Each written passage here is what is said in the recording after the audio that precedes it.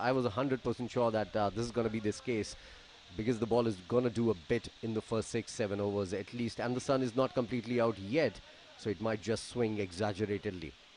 Oh, yes, absolutely. First of all, a vital toss to win for UAE. Ireland would be very, very disappointed they did not win the toss. I'm sure they would have wanted to field first as well in the conditions. But a good toss to win for UAE. Now they've got one up in this match at least. A good head start in the game. And that is the pitch. Looks like the same wicket that was used. And we've seen that throughout the course of the tournament. Batting first has always been tricky. It gets a lot better in the second innings and in the second game as well. A lot of runs being scored in the afternoon games. So that is definitely going to be a big advantage for UAE coming in, winning the toss and deciding to field first. Well, there's some moisture as we see on the pictures as well. Just a little bit. We'll talk about that in just a little bit. Irish side against the UAE. Paul Sterling, Kevin O'Brien. Top heavy side, Gareth Delaney. Then there's the captain, Andrew Belburney. Benjamin White comes into the side. He wasn't playing in the last game, and I hope he's doing fine this time around because he was looking really good. George Dockrell, Josh Little, Craig Young, Neil Rock, Simi Singh, and Curtis Camphor, who was doing really, really good. Yes, that's the playing 11 for Ireland. If you talk about UAE, well, a lot of great talent and some will miss out today. Mohammad Wasim is the opening batsman, also bowls a little bit. He's the debutant in this tournament. Chirag Suri, the experienced campaigner for UAE. Ritya Arvind, my favorite, and the one to look out for if you're watching a UAE game. And if you don't know the players, he's the man to look out for. Mohammad Usman, again, one of the experienced campaigners. Rohan Mustafa, who had missed his previous game, gets a game today. He's back in the squad, so they have strengthened that middle order. Kashif Daud, again, a great all-rounder with the ball and with the bat in his hand. Ahmed Raja, the spinner, the skipper, and also a big hitter of the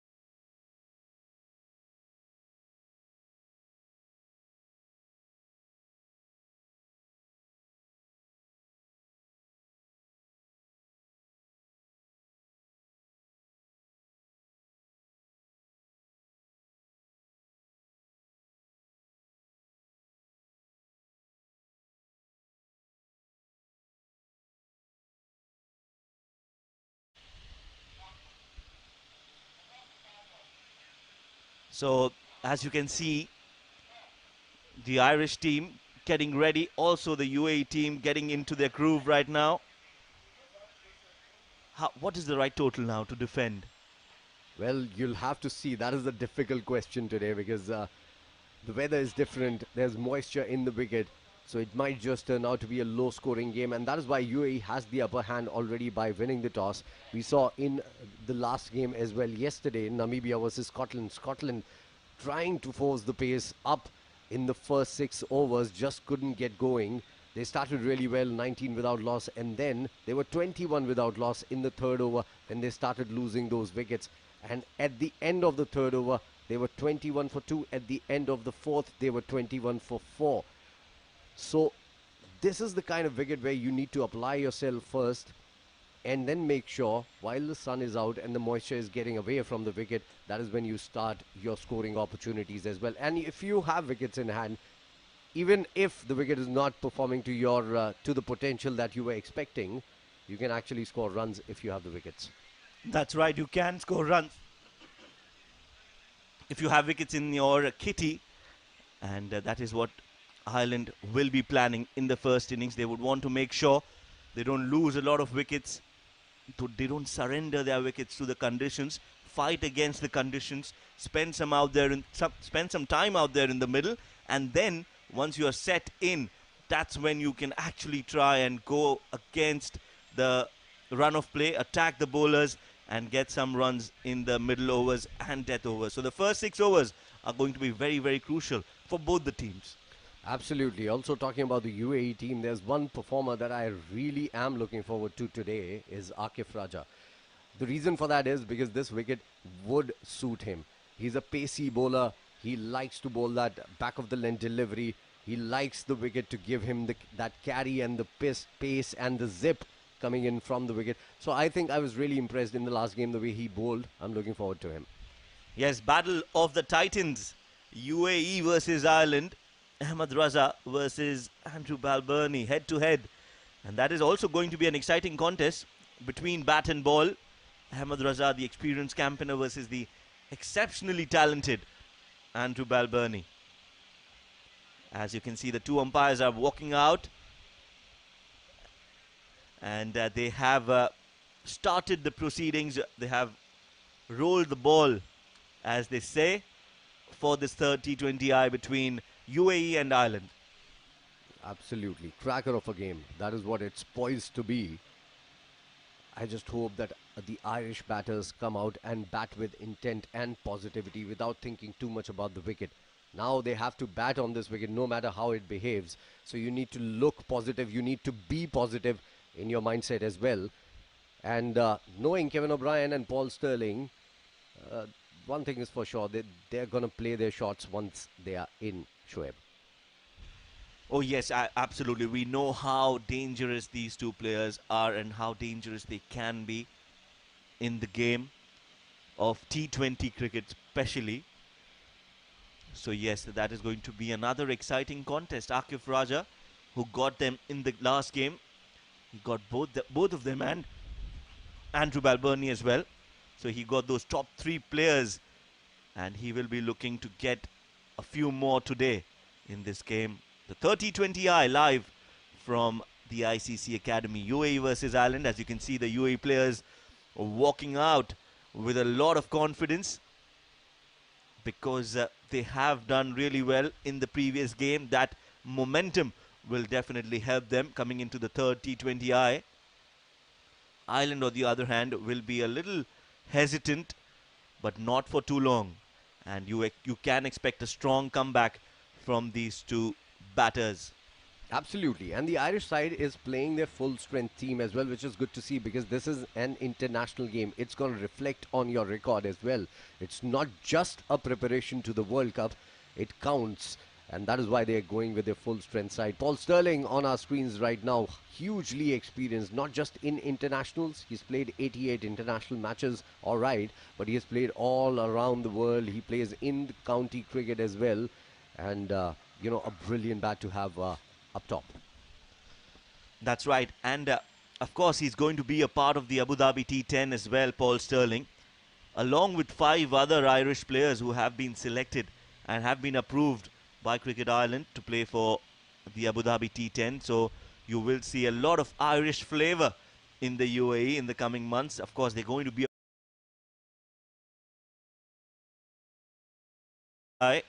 into the top 12. They will definitely get into the main draw. 100th match for Kevin O'Brien. Well, what an illustrious career this is for Kevin O'Brien, 37 years of age. And it is an absolute privilege and a pleasure to be calling the game for Kevin O'Brien, who's playing his 100th T20 international. Absolutely. Kashif Dawood will start the proceedings for the UAE. 4 matches. He's picked up 1 wicket. He's looked like a very good bowler because look at that economy rate. 5.2 runs per over. So he keeps it tight and doesn't let the batters actually get on top of him and score big runs against him. That's right. All the umpires are in readiness. Let's play, says the umpire. First ball coming up from Kashif Dawood. And straight away some intent from Paul Sterling coming down the track and playing it towards the long on for a single. So off the mark, Ireland on the very first delivery. And the good thing is the sun has just started to come out. Good thing especially for the Irish batters, because they would need some sun to actually soak up the moisture from the wicket, because this looks like a sticky wicket. We saw it yesterday as well. The ball was not coming onto the bat in the first 6 overs, and this is why I was saying it's very important to have that intent, to have that mindset really clear and positive. The news, once again, in case you missed out on that, UAE decided to field first. Right decision for them. This time the in-swinging delivery from Kashif Daud, straying down the leg side. Ritya Arvind will collect that. Another extra added to the total. Kashif Daud has the ability to move the ball both ways. He bowls a very lethal outswinger and a very smart in-swinger as well. And an economy rate of 5.2 in T20s. Now that's worth your weight in gold. Spot on. Couldn't agree more on that. Kashif Daud. This time the away booming delivery. Appeal, big appeal, but the umpires say no, they are not interested. It looked as if they were very convinced of a nick, but the umpires think otherwise. Good bowling this. He bowled the in-dipper on that last one. Couldn't control it going down the leg side. This time around, he was bowling it to a right-handed batsman, and it was leaving him just at the right moment. Look at that. Moving away and late swing as well, and that was why they were really interested, the UAE players. There you see the bat hit the pad of Kevin O'Brien, and that's why they felt there is an edge. But this is good umpiring right up front. This time played towards the mid-on. 1 run for Kevin O'Brien in his 100th T20 international. Kashif Daud has started well. He's given away an extra as a wide, but apart from that, he's looking good. He's swinging it both ways, as Shoaib was pointing out as well. And this is perfect conditions for a bowler who can bowl some seamers, who can move it around, can jag a little bit off the wicket as well. 3 without loss. 3 balls have been bowled till now. Paul Sterling is going to be on strike, 1 off 1. Kevin O'Brien on the other end. There you go. And this time it swings into the batter quite quickly as well. Perfect delivery, moving in from just outside the off stump. Nicely played as well from Sterlo, bringing down the bat straight. Should be reading the conditions, reading the pitch, reading the bowler, and then they can actually go for some runs. This time the in-swinger straight to the point fielder. Rash throw. Looking for 2, Kevin O'Brien, rightly sent back by Paul Sterling. Wayward throw there. Will just be a single and 4 on the board. Kevin O'Brien is going to be on strike now. He has had a start in the first game, couldn't do much in the last game, so he'd be itching to score. The kind of player that he is. In his 100th game, he would want to score. Move the ball. Game, he would want to score big. Outside off, played on the back foot. Kevin O'Brien gets that in the gap. It's going to go all the way, or no, it is not. The ball just stops on the way towards the boundary because of the humidity, because of the fog. It's a heavy outfield, but a very, very effective shot. Absolutely, there was a lot of humidity overnight, and because of that, it just stopped. Nicely played right in the line of the ball. Didn't try to hit it too hard, just timing it towards the covers. So 1 over gone, 7 without loss. That is the score right now.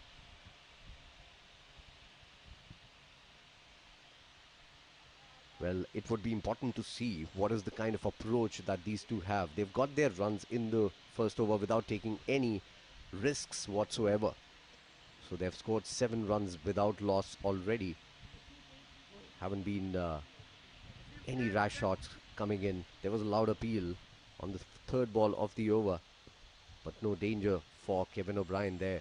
He hit the bat on the pad, and that was why there was a lot of excitement coming in from UAE. Akif Raja, I was talking about him. I'm really excited to see him bowl. Picked up 3 wickets in the last game. That is his best bowling performance. And economy again, 5.5. Amazing. That's right. That's just a testament to how good a bowler he is in the very first game, getting 3 wickets. And again, some movement, not able to middle the ball. Kevin O'Brien, Kashif Daud in mood for some football there. Kashidov got tangled in his movements there, trying to stop the ball with the boot. Not really sure whether he should get down and pick it up with his hands, and then just in a tangle. No problems there though. That is why I like Akif. He produces that zip. So a little late on the shot on that last one, Kevin O'Brien there, because of that zip coming in from the bowler. That's right. He is an uncanny bowler. You would not expect him to be bowling that quick to you. So the initial perception is that, okay, we've got a medium pace bowler, but he's really quick. And that is what troubles the batsman. Just backing out at the last moment. Akif Raja wearing the number 5 jersey. So yes, he is a very, very deceptive bowler. You don't think he is quick, but he is actually quicker than you would expect. And he was bowling truly like a Raja in the last game. The Raja of swing, if you will. Oh, beautifully timed. Nobody moves. Only the fielder who tries to save the ball, but it's not going to be enough. That's an absolute cracker of a shot coming in from Paul Sterling. First boundary for Ireland. What a shot. Just a punch. Off the blade, beautifully off the middle of the bat. Everything perfect about that shot. And he knew right from the word go that there's 4 written all over it. Paul Sterling, brilliant start for him. First boundary for Paul and Ireland as well. Yes, absolutely classy shot there. Not a full flow of the bat, just pushing the ball, middling it in the gap, and 4 runs. Interesting to see now how Akif Raja responds to that shot. Short delivery played up in the air. Is there a fielder? No. It has cleared the infield. One bounce into the fence. Paul Sterling has got back-to-back boundaries, and Akif Raja is under some pressure. Well, it was short, trying to make good of the mistake that he made on that last ball, which was a little in the length outside the off stump. So trying to bowl it short, surprising Paul Sterling. But Paul Sterling was waiting for it. Waited on to the back foot, just clearing his leg and going through the line of the ball. Beautiful shot. Absolutely amazing to watch. So Ireland on their way. And this time much better delivery. Played at the right time, just opening the face of the bat and guiding it towards third man. Zahoor is the man who'll stop that. But this is a good start in this over for Ireland.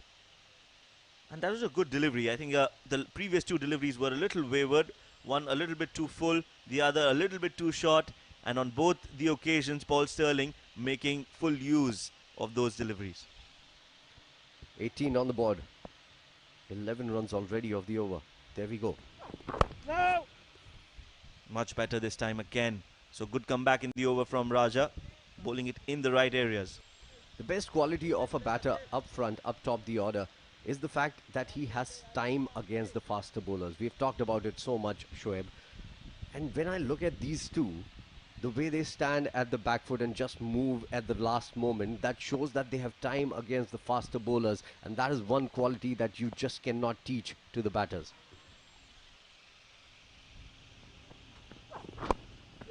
So true there.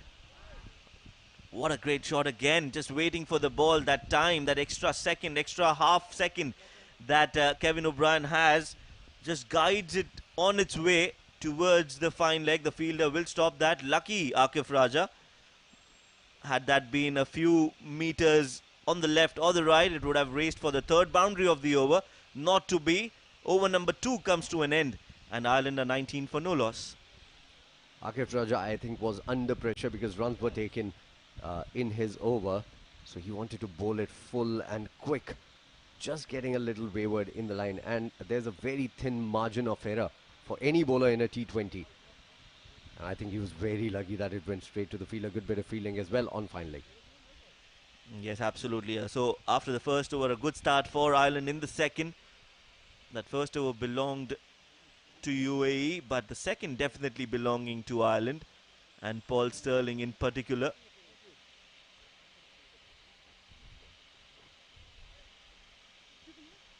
Meanwhile, it is going to be Kashif Daud who will continue the third over.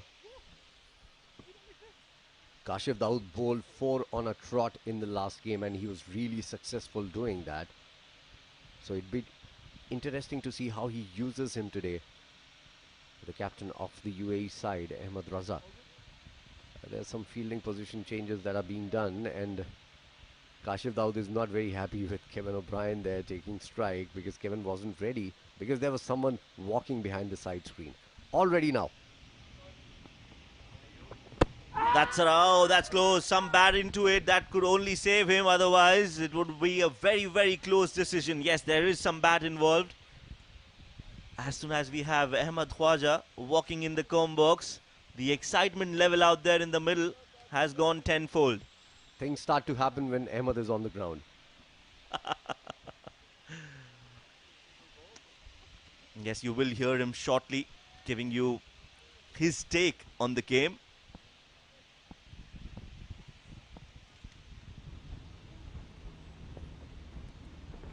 This time on the pads, flicked nicely towards Zaur Khan, who dives in and does really well to stop that other run. It had been hit straight to him, a fumble, but then making sure he recovers fast.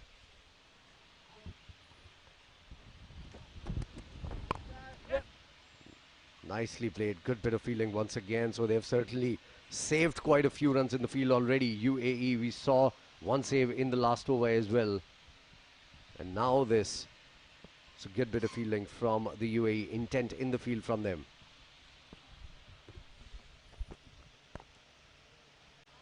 Yes, every run saved is every run scored.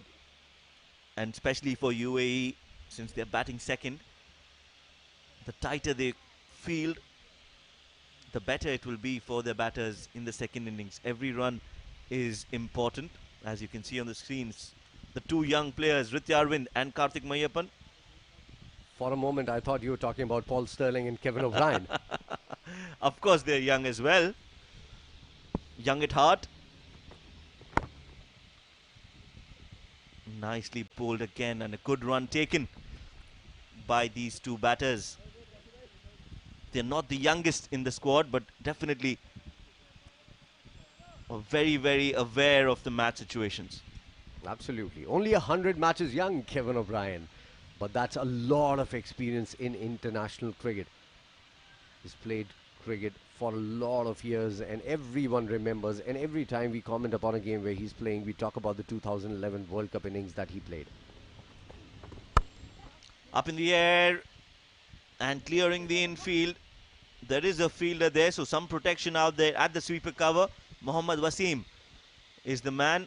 Will get a couple of runs, and the score will move on to 22. Well, this is a good start considering everything, the conditions, the moisture in the wicket. This is a very good start for the Irish side, and they haven't given any half chances as well in the first 3 overs here. So good start for them. Nicely bowled. Again, one of the few bowlers, Kashif Daud, who bowls a heavy ball. You can hear the sound of the bat. He doesn't look too quick, but that ball, when it hits the bat, it has a different sound. Not easy to score runs off such bowlers. 3 overs gone, 22 for no loss. Well, good start for the Irish side here. Kevin O'Brien on 9, Paul Sterling on 12. Sterling is the man who's going to be on strike for the next over. We'll have to see whether they're going to continue with Akif, or is there a change already? Because I think there's certainly going to be a change. Akif wasn't all that impressive that he was in the last game. So we're going to see a change already. Zahoor has bowled really well in the series already. Against Namibia as well, he was wonderful. He picked up 4 wickets in that game. And against the Irish in the very first game as well, he made things happen in the first over itself, where there was an edge that went through the slips. And that is one point that I've made in the last game as well. The ball is swinging, doing a bit. You have to have attacking fields for that. You have to have a slip in place, even if a wide slip, if you don't want a conventional slip, if you are not very comfortable giving away easy runs. But you have to pick up wickets to win games. I agree. And especially when you have a new bowler bowling in, you've got a new change. This is just the fourth over of the game. So you would want a slip for your bowler, give him that encouragement that, okay, you need to go for wickets. And the ball goes into the slip region. That is something. Sometimes there is a commentator's curse, and sometimes there is the commentator's truth. And this one is absolutely right there. And sometimes we just know that the captain has made a mistake. And this is the mistake that we've been talking about. In fact, Ahmed and I were doing commentary in the last game when Ireland was playing and UAE came into bowl. Zahoor came into bowl once again, and exactly the same thing happened in the very first over as well. So you need to have that slip in place, and still no changes in the field. Well, I'm surprised. Well, there's only so much we can do, Faizan. We can only bring the details to our viewers. Meanwhile, another delivery. This time, the third man is much finer, but it's still gone into the slip cordon. So 2 edges from Zahoor Khan, and we don't see a slip yet. How many edges would you need to actually get a slip going? Because Zahoor again is a deceptive bowler. He looks like a military medium pace kind of a bowler with the run up and with the stepping that he takes on the popping crease. But then again, when the ball comes in, it picks some carry and some bounce and some kick from the wicket as well. You need to have a slip in place. That is how you pick up wickets. I said this has been a good first 2 deliveries. Interesting passage of play from Zahoor Khan. Slower delivery on the pads. Will go to Kashif Daud, who will get a direct hit from the fine leg. So that is some throwing. But not the quickest throw, and that's why Kevin O'Brien makes it home safely. Paul Sterling is going to be on strike. He's looking good. He started really well. No half measures from him. When he wanted to strike the ball, he's going all guns blazing, giving it everything, timing the ball perfectly on the offside. He played a powerful shot down the ground as well. Already a couple of 4s, and then that edgy 4 that went on the first ball of this over. Zahoor once again to Paul Sterling. No run. Nicely bowled on the pads, and equally tucked well by Paul Sterling, just nudging it towards mid-wicket. No fuss about it. 17 of 11 is Paul's personal score. Ireland are 28, so they have got the runs on the board. And the most important part of this inning so far is that they haven't lost a wicket. There is a surprising face in that UAE setup. It's Mr. Robin Singh, the head coach of UAE. Welcome back. He's been released from the IPL bubble. Was a part of the coaching staff for Mumbai Indians, and now he's back to national duties right away. So that is something really special. Meanwhile, another delivery from Zahoor Khan. He's been on the money in all the deliveries. Unlucky, yes, but very, very efficient.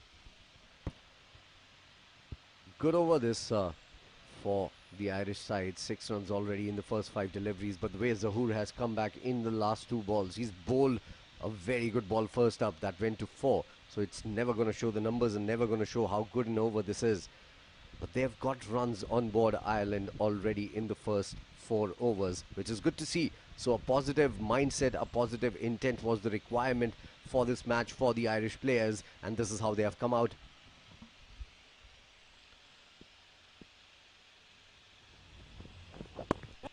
Again on the stumps. good bowling, good plan, mixing it up, but keeping that line pretty tight, always on the middle stump.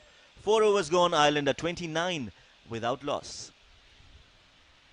Another conducive over coming in for the Irish side. They are going at more than 7 runs an over. And we were expecting that things are going to slow down in the first 6 overs because there's going to be moisture in the wicket. The ball is going to do a bit. It hasn't really done much. But there were a couple of chances where the ball went through the slips. There was never a slip there from the captain Ahmed Raza. And this is not just the game that we are talking about it. In fact, in the last game as well, the game before that, we were talking about it also.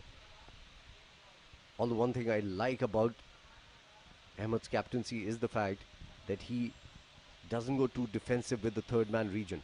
Normally players or captains like to actually keep a third man inside the circle in the first 6 overs to get that extra padding in the field. Nice intent there from Paul Sterling, played in the gap, deft touch, a chase for the fielder Akif Raja, but he gives it in the end. So this is good batting from Paul Sterling. We know he's a hard-hitting batsman, but we also know now that he is a deft touch player. And as I just said it, that the third man wasn't up in the circle, he was this time around, because this is where exactly the conventional third man would have been. And it would only be a single if not for this delivery. And if you're bowling back of the length, this is not a good ploy. That's right, absolutely right. You need to bowl according to your field. Yep. Again, stepping down. So not many demons in the wicket as we had expected. It looks like a normal wicket. No extra bounce, no tennis ball bounce for the bowlers. And the credit also has to be given to Kevin and Paul. They have had a cautious start and then they've made merry of the UAE bowling attack.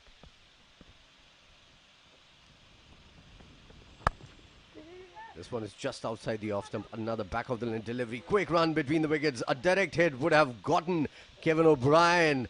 Oh, that was not a great run from him. I think he thought that he had played it with soft hands, but he had timed it more than he thought he had. Started to take a single there. And in all sorts of dangers. Lucky survival there for Kevin O'Brien in his 100th game. Yes, that's right. You don't want to get run out in your 100th T20 international. You never want to get a run out in your name, but especially not in your 100th T20 international. Good ball there from Kashif Daud, and equally well played by Kevin O'Brien. Absolutely. Good comeback from the bowler there. Getting back to your point about the third man keeping inside the circle or keeping him on the boundary, and as you rightly mentioned yourself, if you're bowling full, you can still afford to keep the third man fielder inside the circle. But if you're bowling short or a good length delivery, the third man is always going to come into play. Meanwhile, another good looking shot from Paul Sterling, another good fielding effort again from Mohammad Wasim. So similar faces, similar deliveries, similar results. Good shot once again from Paul Sterling. And nicely timed as well. Good bit of work into a tangle there while picking up the ball. And that is why that tumble that you saw from Wasim. Runs required from Wasim up top as well when UAE comes out to bat. Played again in that point region. For a single, 5 overs gone, Ireland are 38 for no wicket. And to get you the next 10 overs, in fact, it is going to be Abdul Rahman and Ahmed Khwaja.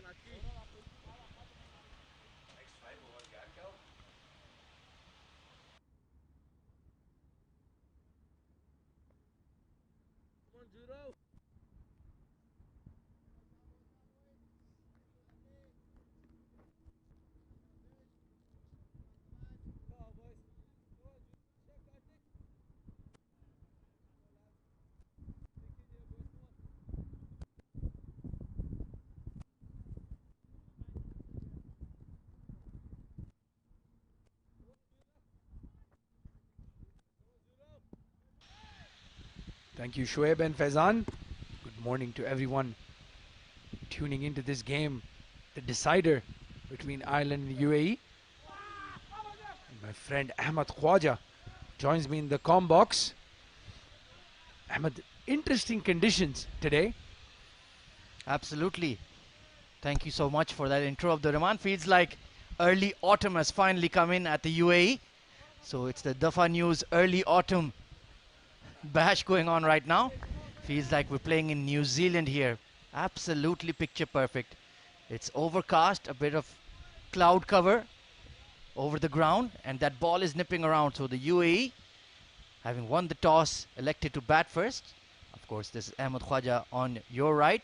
Abdur Rahman looking very spiffy. Just coming back from his modeling shoot here to do some commentary on the side. But good bowling here from Zahoor. Right on that off-stump line. Bit of a misfield here. Rohan Mustafa into the side today for Alishan Sharafu. So boosting that middle order with the left-hand aggressive batter here. Yes, and going with that experience as well in that middle order. I think the plan from the start for UAE was they were hoping they'd win the toss and then field first, chase any total down. But this is a very good start in the power play for Ireland. Haven't lost a wicket yet. 39 for no loss in 5.2. And Faizan, who's been very frustrated by the tactics, at least now he'll be happy. They have a third man in place for Zahoor. They took their sweet time, but they finally made the right call. Oh, short and down the leg side. Got a bit of a splice on it. So thankfully, no extras conceded. Not even a run there. Kevin O'Brien having a laugh with Sterlo. Very, very fortunate not to get any runs. Unfortunate, in fact, not to get any runs off it. And I think we are missing here that Ireland are very used to batting in these kind of conditions. A bit of cloud cover, not too warm. So it suits them as well. They'd be happy to be put into bat first. Yeah, when you play in the UAE, we've had the pleasure of playing a lot of morning games, especially the ones that start at 9 o'clock on a weekend.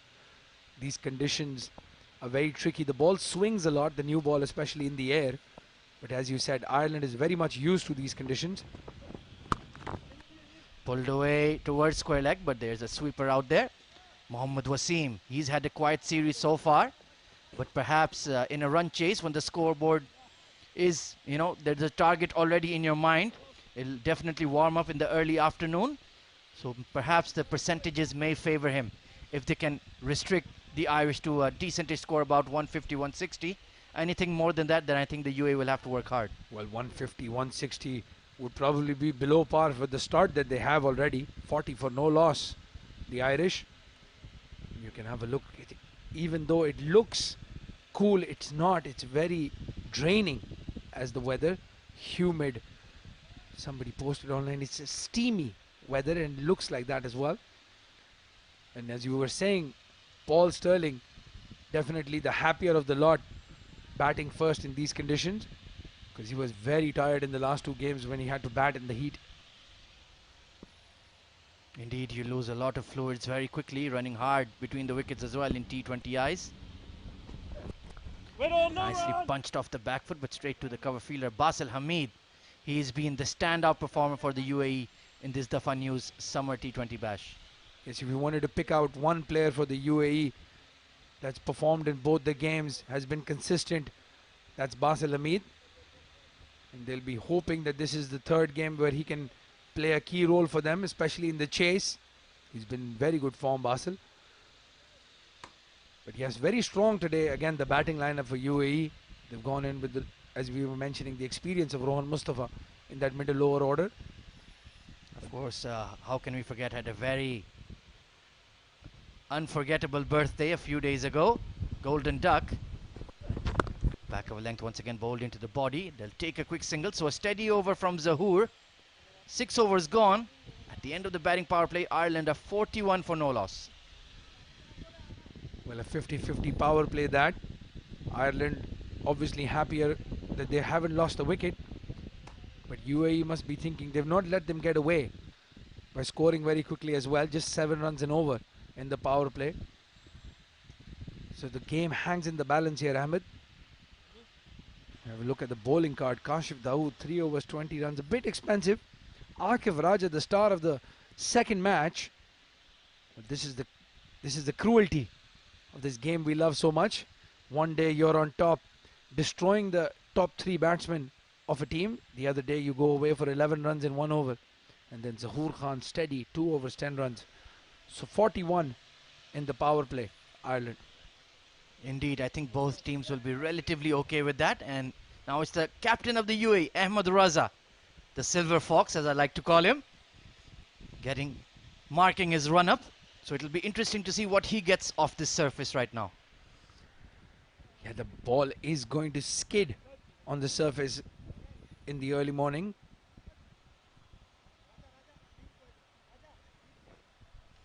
Just setting his field on the leg side, wiping the ball.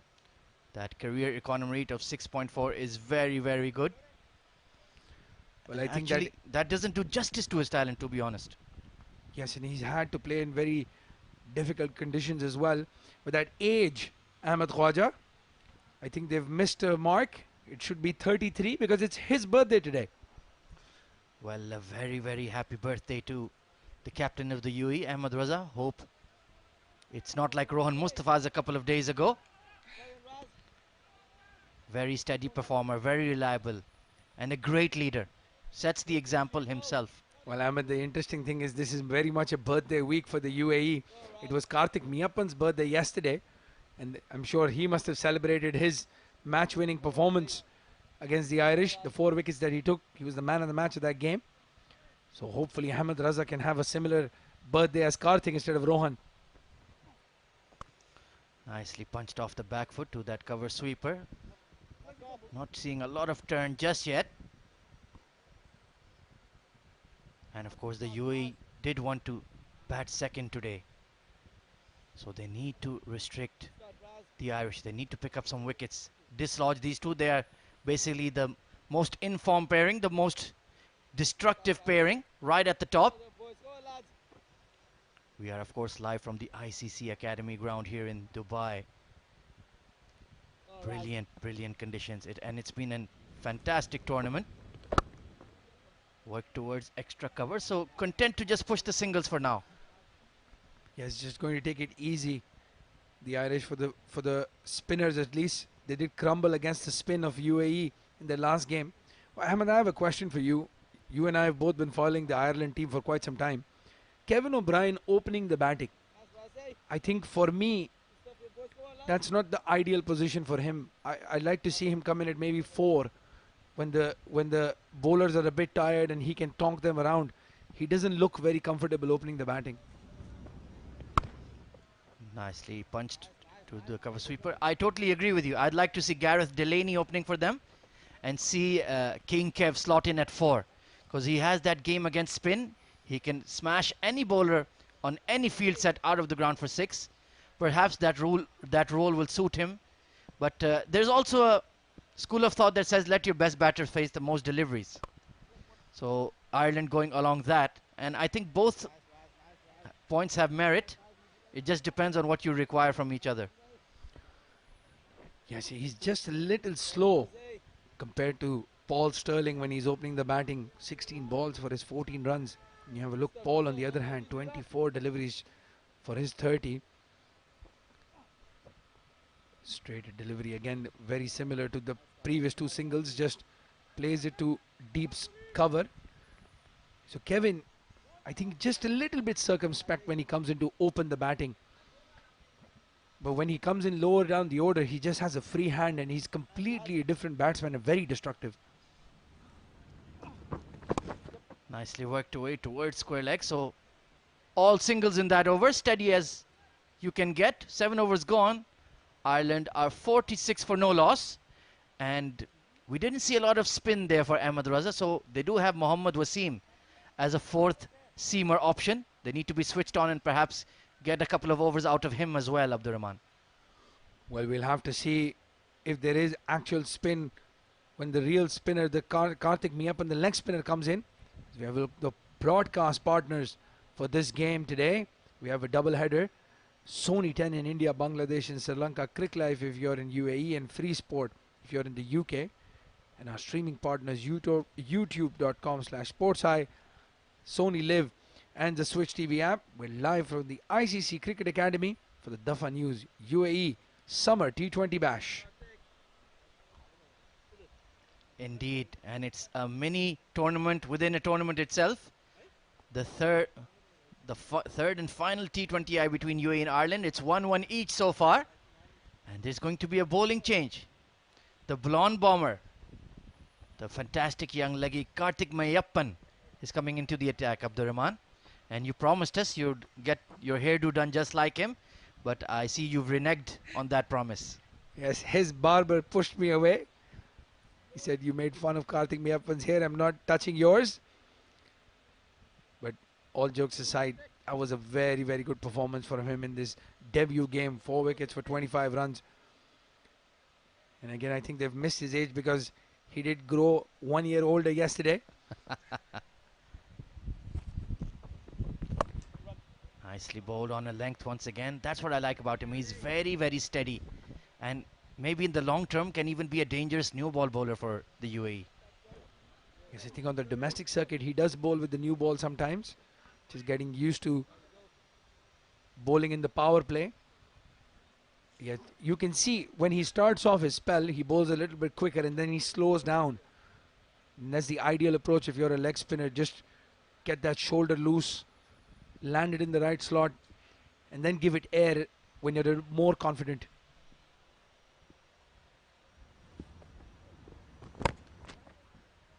Just content to do it in ones right now, Ireland, with Paul Sterling and Kevin O'Brien.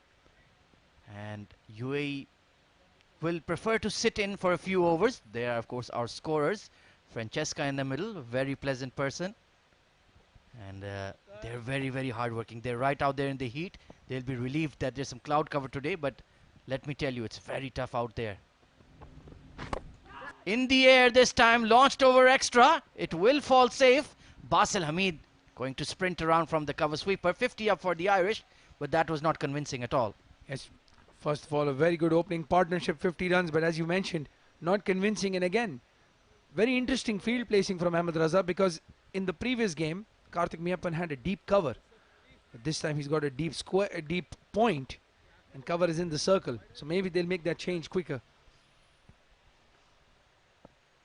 It does feel like something has got to give very, very soon. Oh, a bit of a leading edge there. Excellent bowling, Karthik Mayappan, and got some drift as well there. Yeah, that much slightly slower than his previous deliveries. Again, you can have a look. Just a little tentative, Kevin O'Brien. But we all know he needs that one shot to get going. 18 of 20 is Kevin O'Brien. Steps it away and launches it over long off this time. That is going out of the park for a maximum. Well, just on cue, Kevin O'Brien gets the ball in his slot. Monster hit over extra cover. Those are not easy shots against the leg spinner. He gives himself room. That's a big, big hit. 90 meter plus that hit. Brilliant shot there. Just stepping away from the stumps, opening up the offside, and cannoned it way, way back. So Karthik perhaps pushing his luck, trying to throw it up there. And King Kev said, thank you very much. That one is going to be on a plane very soon, heading towards Dubai International. Well, that's very good approach from the Irish. The two bowlers that did the maximum damage in the previous game, Akif and Karthik. They're targeting them this time, not letting them settle down. 10 runs already in this over, 11 against Akif. So clearly a plan against the two new bowlers. There's another very handy young cricketer. There's Sanchit Sharma. Was given a couple of games in this tourney. He has a very, very bright future. Genuine swing bowler, hard-hitting lower order batter as well. He was outstanding in the Emirates D50 tournament. This time a hard punch down the ground once again. Absolutely screams away to long off. But it's the captain himself in the hot spot. Productive over for the Irish. 11 off it. 8 overs gone. 58 for no loss. Yes, again, good approach there by the Irish openers. They've put on 58 runs. They had a 50-run partnership in the first game as well. So clearly enjoy batting with each other. But Karthik Mayappan, again, I feel having that extra cover fielder deep instead of in the circle might put just a little bit of a doubt in the batsman to go inside out, and that's how he got those 2 wickets in the previous game as well. So few changes from Ahmed Raza in the approach. Indeed. Spin twins working in tandem right now. Ahmed Raza continuing. And if you see the strong scoring zones of Paul Sterling and Kevin O'Brien, we'll continue that point after this delivery. Just surveying the leg side is King Kev. Those massive biceps of his. Sun's out, guns out, as they say. The point I was trying to make is that Paul Sterling very good on the offside, behind square, loves to play those horizontal bat shots, and Kevin O'Brien loves to hike the ball towards cow corner, very good on the leg side, down the ground in that V. So they have different scoring areas and they complement each other really, really well. Yes, and that's the pressure that they put on the bowlers together. You can't settle down in one line, one length, especially as a spinner. You want to land that ball in the same place again and again. Ooh, big appeal this time. Slightly high and perhaps hitting him outside the line, but he certainly got foxed by that Ahmed Raza arm ball there, Paul Sterling. Very, very good delivery that. Camped on the back foot, Paul Sterling. Akbar Ali under pressure, that was a big appeal. Looked extremely close, but you're right, Ahmed. I think just outside off stump. And a bit high, I think a bit high, yes. This time cut away to the cover sweeper. Rotating strike once again. This is what they've done really, really well in this partnership. Not played a lot of dots. Either they've got a boundary away or at least taken singles whenever they could. So UAE not finding any rhythm against a particular batter right now. Irish dugout and think tank deep in thought. This time tried to hit that over the top, but lower half of the bat. Basil Hamid out there at long on. Well, Ahmed needs to continue doing this. Put the pressure on them. Let them take those singles and try that risky shot. UAE must remember that they've caused a couple of collapses. So you just have to hang in there. Wait on. Nicely bowled into him. Good fielding at extra by Karthik Mayappan. And indeed, the run rate is not too bad at all in terms of UAE's perspective. It's about hovering at 6.5, 7. That's very, very fair enough if you've not taken a wicket so far. Hard cut once again. So really scurrying through his overs is Ahmed Raza. Good stuff. He's not giving them too much time. Getting through his overs very quickly and not giving away a lot of runs as well. He hasn't conceded a boundary in his 2 overs. So Ireland 63 for no loss in the end of 9 overs. Again, they are very top heavy, Ahmed. They'll know this, the UAE, as soon as they can get 1 wicket, get Andrew Balbirnie out as well. The other batsmen have not put in a big show. They've got George Dockrell, Neil Rock, Craig Young. Curtis Camphor actually has been batting really well. He's been coming up the order. And today they've played Benjamin White. Yes, good to see him back in the team. Tall leggy, was very effective in the first T20I versus the UAE. Bowled at the death as well. And they were sorely lacking his presence in the playing 11 in the previous game that they lost to the UAE. So it's good to see them adding another spinner. But interestingly, it just tells you the conditions play such a big part. There's no turn so far. Of course, when the day heats up, the ball will perhaps get a bit of grip on this surface as it dries out. And Karthik Mayappan will continue. Yes, and they've made that field change we were talking about. Basil now coming towards that extra cover field deep instead of in the circle. I think this is a much better field for Karthik. Launched in the air towards Basil Hamid. He will try to clean up, but it will run away for 4. Brilliant effort. Well, again, he didn't get a lot of timing, Kevin O'Brien, but he had to make that adjustment to get a boundary over that point fielder. And Basil, again, brilliant effort. Almost gets to the ball. He's amazing in the outfield, Basil Hamid.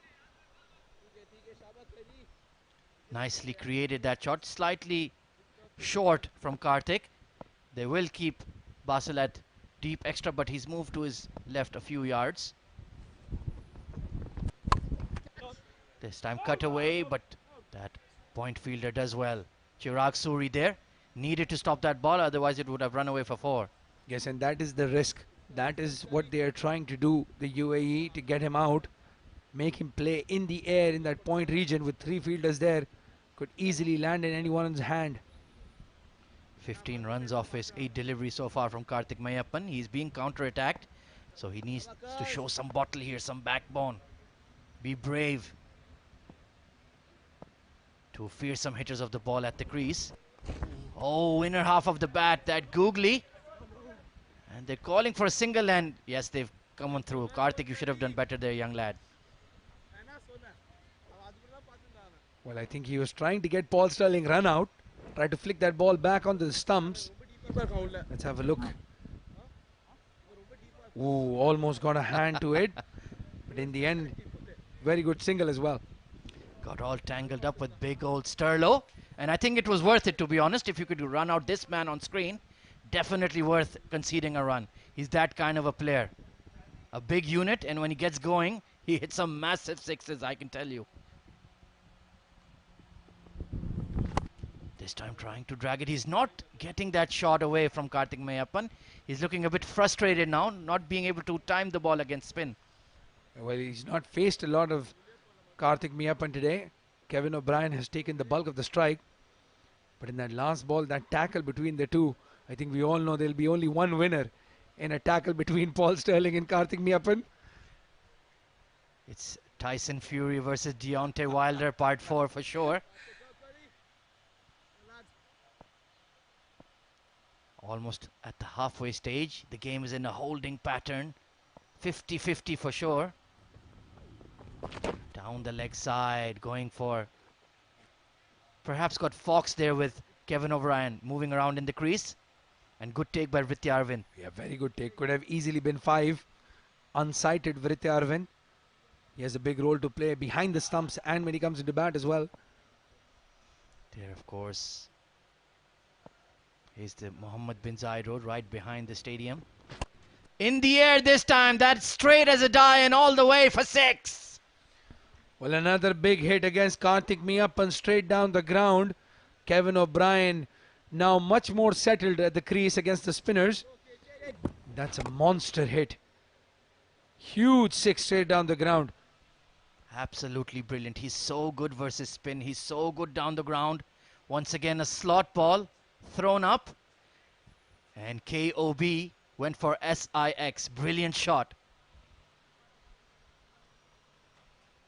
76 for no loss. Karthik Mayappan, being expensive, 24 runs in his 2 overs. I really feel that Mohammad Wasim needs to come into the attack, cover his overs here. Ahmed Raza needs to be switched on. And this opening partnership is now looking very ominous for UAE. Short ball in the air this time towards that backward point fielder, but just falling short. That could have been an opportunity. 10 overs gone. Ireland 76 for no loss. And with this game in such a delightful stage, we're going to have a change in the comm box. It's Faizan Khan and Shoaib Ahmed.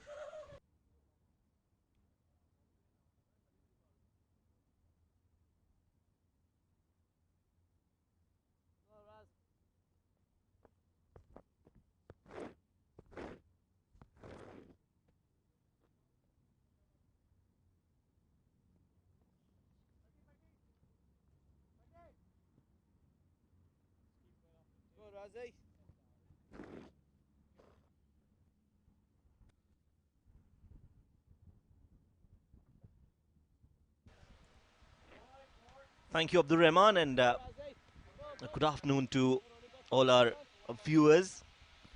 Interesting passage of play yet again from Ireland. A solid partnership between the two stalwarts of Irish cricket, Kevin O'Brien and Paul Sterling. Ahmed Raza continues quicker this time on the legs of Paul Sterling. Will be a dot ball. And with me in the comm box, dotting the commentary box, is Faizan. Thank you so much, Shoaib. Yeah, another big shot coming in. This time it's in the air. A top edge. Will it carry? It is a good effort coming in from Basil. Brilliant effort coming in from him, just at the last moment stopping it from going over the boundary ropes for a 6. But another good shot, another good attempt at least to actually create the pressure that they have been applying on. Jump in the air just at the right time. He caught it and then let it go because he was falling over. Good effort coming in from Basil there. Absolutely brilliant effort there from Basil Hamid. We know he's a gun fielder, and he's proved that on that occasion. Meanwhile, another big shot coming from Paul Sterling. It was way outside off, and then he wanted to go for it, giving room to himself. Not able to time it too well, but still will get a single. 79 on the board. This is a good start for Ireland. Good first 10 overs for them. Absolutely. Going at 7.5 runs and over. That's good stuff. More importantly, they haven't lost a wicket. So quick run, quick first run, coming back for the second. Good running between the wickets. The throw is towards Paul Sterling's end, but he's going to reach there easily eventually. So 2 more added to the total. UAE in desperate need of a wicket here, Shoaib. Yes, desperately need a wicket. In fact, they needed it right from the first over. Haven't been able to strike against the Irish opening pair of Paul Sterling and Kevin O'Brien. Kevin O'Brien playing his 100th T20 international. He's making a mark. Already on 42 of just 33 deliveries. Yeah, today he looks to be on roll. Although Paul Sterling started really well, he slowed down just a little bit. Ahmed Raza pulling out just at the last minute from his run-up. And he will come back and bowl that last delivery of the over once again. 82 without loss, 10.5 gone. Raza has been good. 2.5 overs, 17 runs. There you go. Last ball, good ball. Very good ball. Dancing down the wicket, trying to hit it big. Eventually had to play it defensively. So a dot ball to end the over. Raza has been economical. Yes, the skipper, Ahmed Raza, has been very, very economical. Hasn't given away a lot of runs. Created an opportunity as well. A half chance for sure for Basil Hamid in the previous over. Has been impactful in this game against Ireland. 11 overs gone, 82 without loss is the score for Ireland. And still a lot of batting to come for them. There's Delaney, there's the captain Bill Burney, who possibly would come in next to bat at number 3. Ben White is added to the team as well. A very good young leggy for the Irish side. He bowled really well in the first match. Didn't pick up a wicket though, but he was very, very economical. Also, Curtis Camphor can hit a few as well. Simi Singh can do the damage with the bat also. So there's a lot of batting to come, a lot of power hitting to come lower down the order for Ireland. And that is why it is very, very important for the UAE side to do something here. Make some changes, make them do something different. Fair point. And that is why we see Rohan Mustafa being brought into the attack.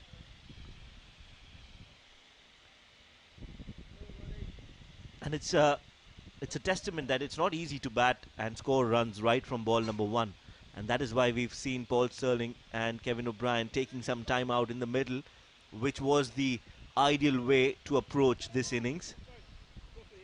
So even if they get a few wickets here, UAE, at least a breakthrough here, that will definitely slow down the run of play. Because for a new batsman to come in and strike and start striking right from ball number 1 is not going to be easy. First ball, full, straight from Rohan Mustafa. Quick as well. Drill down the ground, straight to long off. A single there for the taking. They don't need to do anything rash. Runs will come in if they are there, because they are two of the biggest hitters in the game of cricket. Paul Sterling and Kevin O'Brien. Big heave towards the fine leg, misfield there, and the ball will not go towards the boundary. Some great football skills there from the fielder. I think it was Usman who's done a fabulous job with his foot. Well, yeah, not the greatest of tactics. That might just injure you, but that works here for Usman this time around. Nicely played into the gap, timing, perfection, everything right about that. And for a moment, I thought Usman is going to give up the chase, but good boot work. Oh, straight down the ground. What a hand. The hand of Rohan Mustafa gets a wicket here. That is a big wicket. Paul Sterling has to walk back. He had hit that really well. But out of nowhere, you see a hand coming in. And that hand was of the hand of Rohan Mustafa. That hand deserves a wicket. Absolutely. Drilled, nailed down the ground, but straight at the bowler. Rohan Mustafa making no mistake there. And a big wicket. This is what the doctor ordered for the UAE side. They have picked up a wicket. They're into the game now. Yes, first wicket down for Ireland. It is Paul Sterling who will have to walk back. He scored 40 of 35. Ireland are 85 for 1 after 11.3 overs. First over for Rohan Mustafa. So a very good change coming in from the captain Ahmed Raza. This was really good stuff. Really good stuff coming in from the bowler. It was drilled, nailed down the ground. He jumped in the air, put a hand to it, and then took it on the second attempt. Absolutely amazing work. We've seen some amazing fielding efforts already for the UAE side in the field. We saw Basil in the last over saving a certain 6. And this time around, a wicket that was required. And they finally got it. 85 for the loss of 1, 11.3. Still a good start. Garrett Delaney comes in, 24 matches. 200s to his name, no 50s surprisingly, and the strike rate amazing, 142.7. Oh yes, absolutely. Surprising here, Andrew Balbirnie is not the number 3 for Ireland today. It's Garrett Delaney, who has a great strike rate, but the man who struck for UAE is the man on your screens right now. Rohan Mustafa gets a wicket that was needed for UAE. There you see again. Beautifully done. That is good game awareness because you are in the follow through as a bowler. It's always difficult. Oh, yes, Ron. A job done well by Rohan Mustafa, who continues to Garrett Delaney. Starts off well. A dot ball. Quicker in the air, and Rohan Mustafa gets those overs done quickly.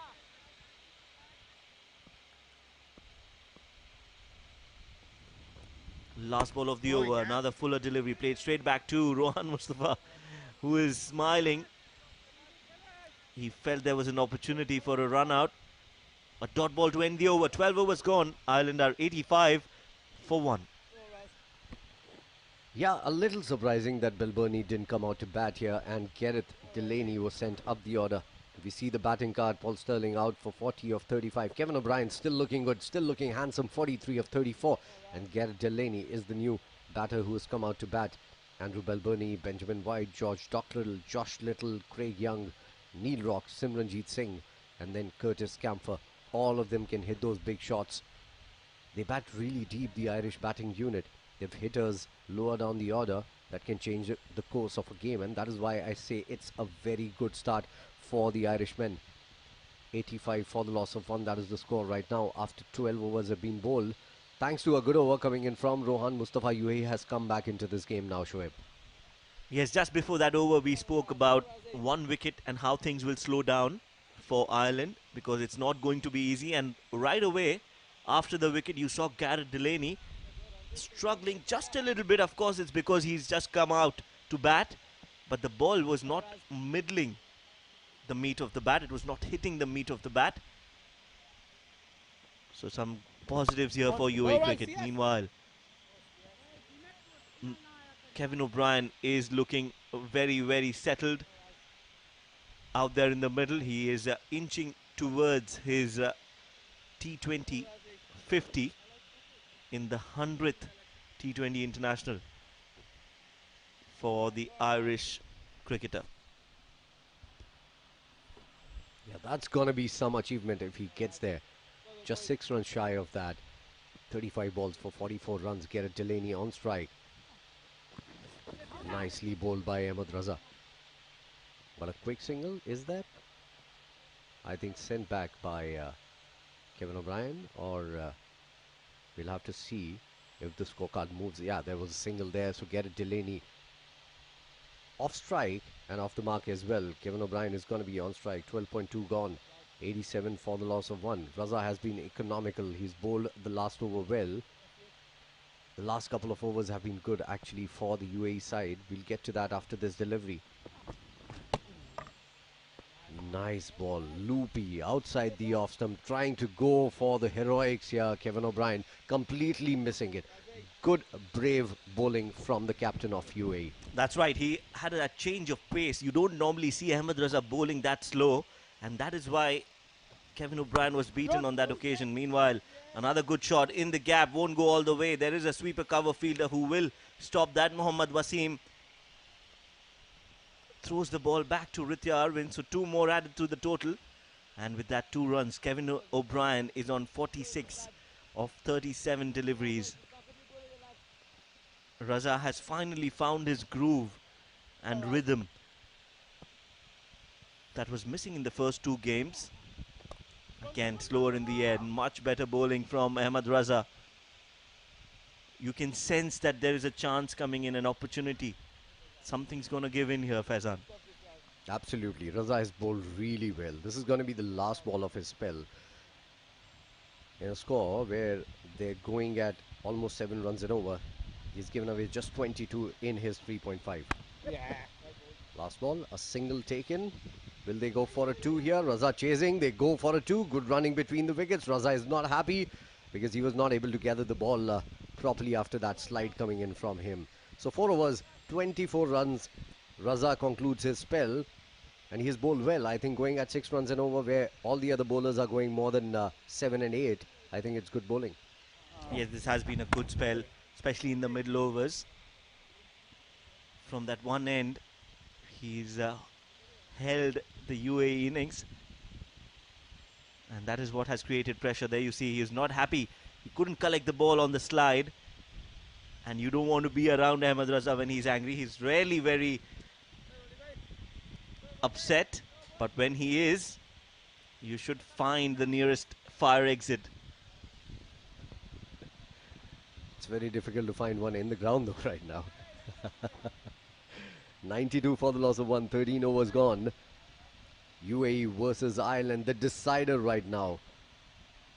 1-1 in the last 2 games that they played against each other. UAE lost big time in the first game, came back really strongly in the second. So Mustafa is going to continue and he's going to bowl a wide from a round arm action that he tried on that last one, just could not control it. So a single added to the total, giving away just 3 runs in the last over and picking up a wicket. Priceless. A slower delivery again. That is what it is all about, mixing those deliveries. The first one was quicker and darting into the leg stump. And then immediately after that, you bowl a nice, slower, a regular off-spinner, foxing the batsman, Kevin O'Brien, who's on 48. He got that single, no doubt about that. And that has brought Gareth Delaney on strike. This time play straight down to Rohan Mustafa. Yet again wanted to throw that on the stumps, deciding not to do that. So Gareth here will have some added pressure because he's been sent up the order. He wouldn't want to spend a lot of time out there trying to middle the ball or just settle in, because you have a lot of batting firepower left in that Irish batting lineup. Absolutely. I think he sent up the order to up the ante as well. And it's because of his career strike rate that he's been sent at number 3. Kevin O'Brien on strike. Nicely bowled by Rohan Mustafa. It was flat. It was a Yorkland delivery. Although a single stolen there on that ball. Good running between the wickets by the big man, Kevin O'Brien. And with him, Gareth Delaney. They have run well between the wickets. Boundaries have dried up though. And that's the sort of comeback UAE wanted. Next ball, beautifully bowled. And this is a perfect delivery to a new batter, Gareth Delaney. It's a Yorker full, straight, pacey as well. And getting the desired result. Wonderful, wonderful comeback into the side for Rohan Mustafa. He was not there in the last game. Coming back to bowl. 1 wicket in the first over, 1 in the second. Brilliant bowling. This is absolutely class coming in from Rohan Mustafa. That's why he is such a dangerous cricketer. He can give you runs with the bat. He can get you wickets with the ball. Garrett Delaney, a short stint out there in the middle for him. Bowled by Rohan Mustafa, has to walk back.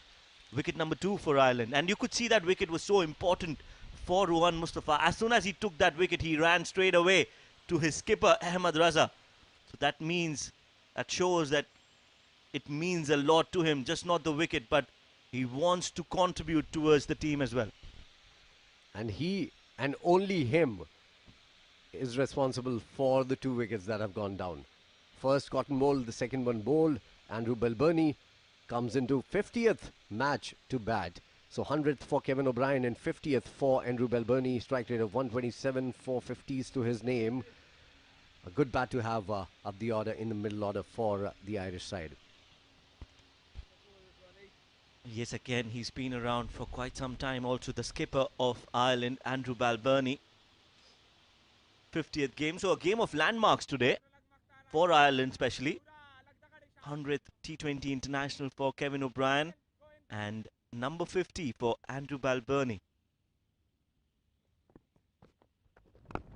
Starts off well on the back foot, on the front foot. Played straight back to Rohan Mustafa. So 14 overs gone and Ireland are 96 for 2. Another good over coming in from Rohan Mustafa. He gave away 3 runs in the first over, picked up a wicket, and he's given away just 4 in this last over as well.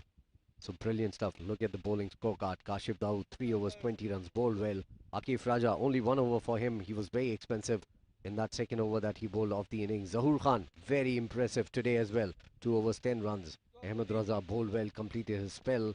4 overs, 24. Karthik Mayappan, their X factor, hasn't contributed today. He's a cross factor actually today for the bowling unit of the UAE. Rohan Mustafa, wonderful. Absolutely amazing spell of bowling from him. Very full, very straight. You miss, I hit kind of bowling, Shoaib. Yes, in that bowling card, you will definitely now see Rohan Mustafa completing his allotted 4 overs. And it could very well be Akif Raja getting the other over. Meanwhile, change of plans for UAE as soon as the 2 wickets are down for Ireland. It's the spinner, Karthik Mayappan, the man with the fancy hairstyle. I knew you were going to bring it up. I knew this for sure. Well, it's an eye catcher for sure. You can't miss that out. A fashion statement from Karthik Mayappan. And a good start for the over for the Irish batters. A good shot coming in through the offside. And a couple of runs there for Kevin O'Brien. And with that, he completes his 50 as well. Kevin O'Brien, 100th game. 50 for him on the board with that couple of runs. 51 of 41 deliveries. 1 4, 2 6s. Good strike rate as well, 124.39. Brilliant stuff. That's right. Now they have the 2 most experienced players in the side. Kevin O'Brien and Andrew Balbirnie. Paul Sterling, the other experienced campaigner, is back in the hut. For Karthik, I feel today he's missing the right speed that he needs to bowl at. He's not sure whether he wants to bowl it slow or whether he wants to bowl it quick. And that could be a challenge for any leg spinner. He has to mix it up with the line and length. Flighted and nicely played by Balbirnie towards the long off fielder. It's wide of Ahmed Raza, and that will give them a chance for 2 runs. Will get them easily. Good running between the wickets once again from the big man, Kevin O'Brien. And that brings the 100 up for the Irish side. 101 for the loss of 2 into the 15th over. Kevin O'Brien on 52 of 42. Balbirnie, the captain of the Irish side, is going to be on strike. 5 runs of the first 3 balls of this over. There we go. Karthik Mayappan once again. Oh, yes, guys. Good bit, good Trying bit. to slog sweep it. And was just a little too early in the shot there. Yes, too early, and the ball was too wide for a sweep shot. Oh, It was yes. way outside the off stump, and he wanted to sweep that. a little early into the shot. Go, Curry.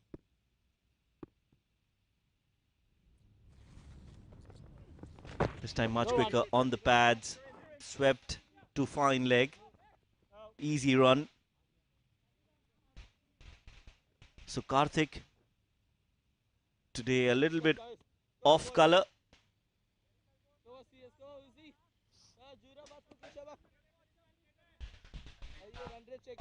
52 for Kevin O'Brien. We've missed his landmark, but this is a very special innings coming in from the legend of Irish cricket, Kevin O'Brien. On the back foot, again not middling it, so the ball just taking a little bit more. Straight down the ground for a single. End of the over, number 15. Ireland 103 for 2 to take you through for the remainder of this innings. It's going to be Ahmed Khwaja alongside Abdul Rahman Tariq.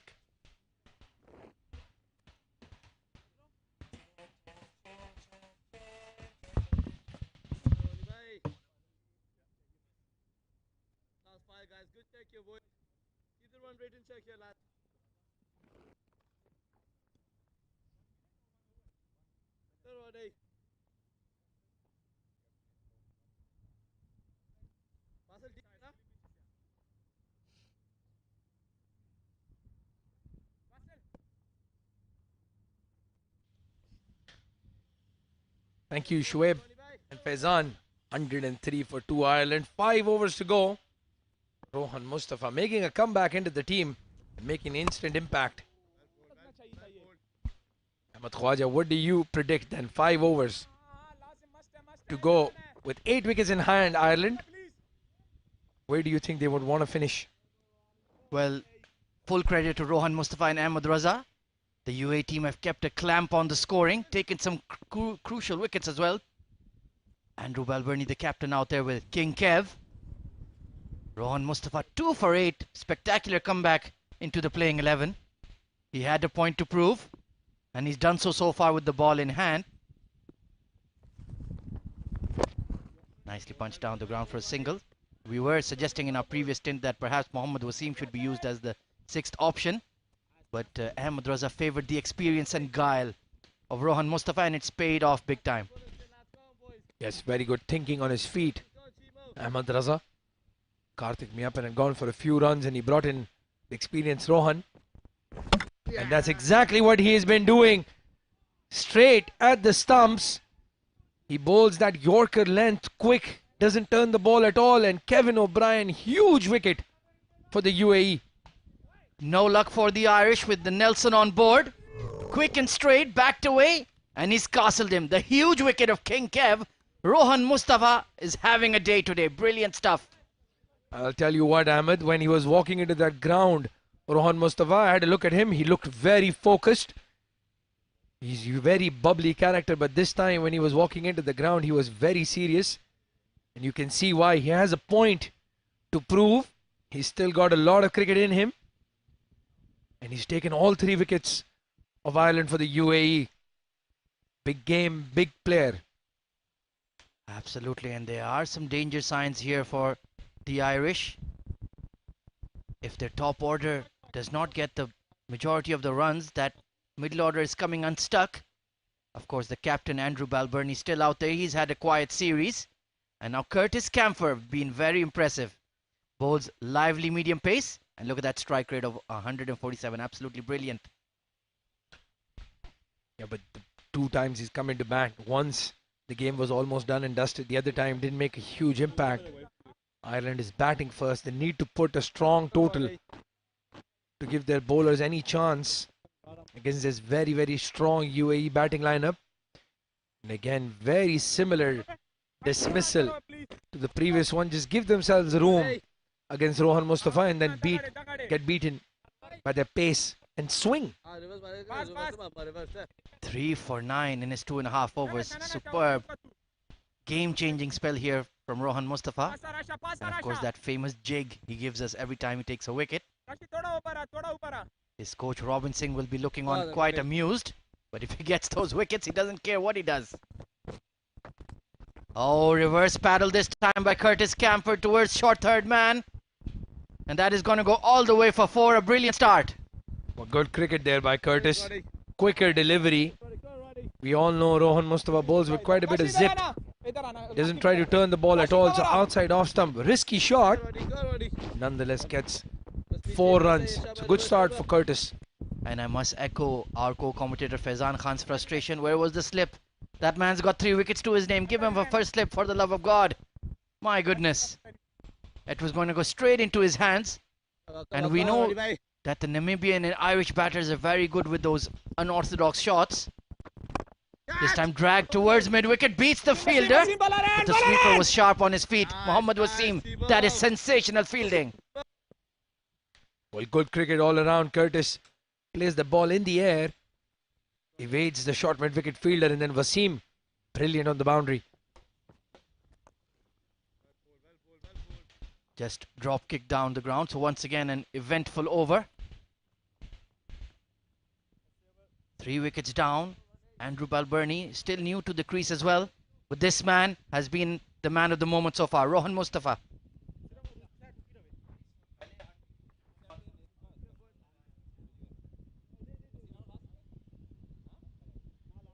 Last 4 overs to come.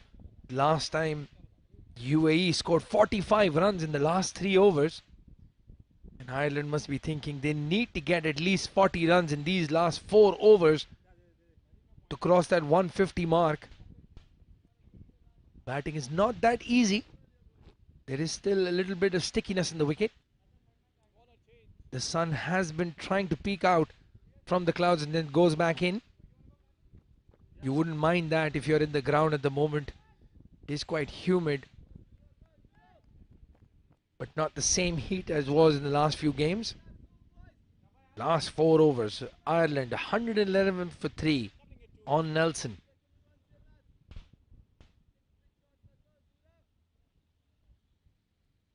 Again, Ahmed Raza, the captain, quick thinking on his feet. Now he's brought in his ace fast bowler Zahoor Khan, death specialist, so he's going to bowl 2 overs on a trot. Absolutely, and Akif Raja also has plenty of overs left. He'll be utilized from the other end perhaps. Length delivery could have been caught behind. A bit of an airy-fairy shot there from the captain Andrew Balbirnie. And talk about the impact of the captain struggling here, Abdurrahman. How does it affect the side? Well, Ahmed, both teams have had that sort of problem. As we were mentioning, Ahmed Raza has been struggling with the ball, but today he put in a good effort, and you can see that energy in the players as well. I think Andrew Balbirnie has to do the same thing. Score a couple of runs, quick runs, to get Ireland confident when they come in to defend this total. Got away with that one, Zahoor. The score predictor suggesting 138. That is definitely a below par score, considering the opening stand they had. Length delivery once again beats him for sheer pace. And immediately Zahoor telling his third man, get a bit squarer. This guy is going for those cross-bat cut shots. Well, again, intelligent bowling from an intelligent cricketer, Zahoor Khan. Lot of franchise experience as well. So he knows exactly what he wants to do. Is bowling short wide outside off stump, letting Andrew Balbirnie go for that cut shot. 2 dot balls. Crucial, those dot balls. Gold dust at this stage. And now this follow-up delivery needs to be absolutely on the target. If I'm Zahoor, I'm aiming for that block hole. I'm aiming for middle stump. And as you can see, the man on the right looking very pleased with himself. Punched away towards extra cover, beats both fielders. He got a hand to it, but the skipper will clean up. If they could have saved that, certainly would have inflicted more pressure, but a release shot for Andy Balbirnie. And again, not the middle of the bat. Chirag Suri there at short extra cover. Just gets a hand to it. Was hit hard. Not from the middle of the bat. You can see Ahmed Raza, he's switched on today. Very much in the game. He's been very animated in the field as well. So that's good to see. That energy is going to go into the players as well.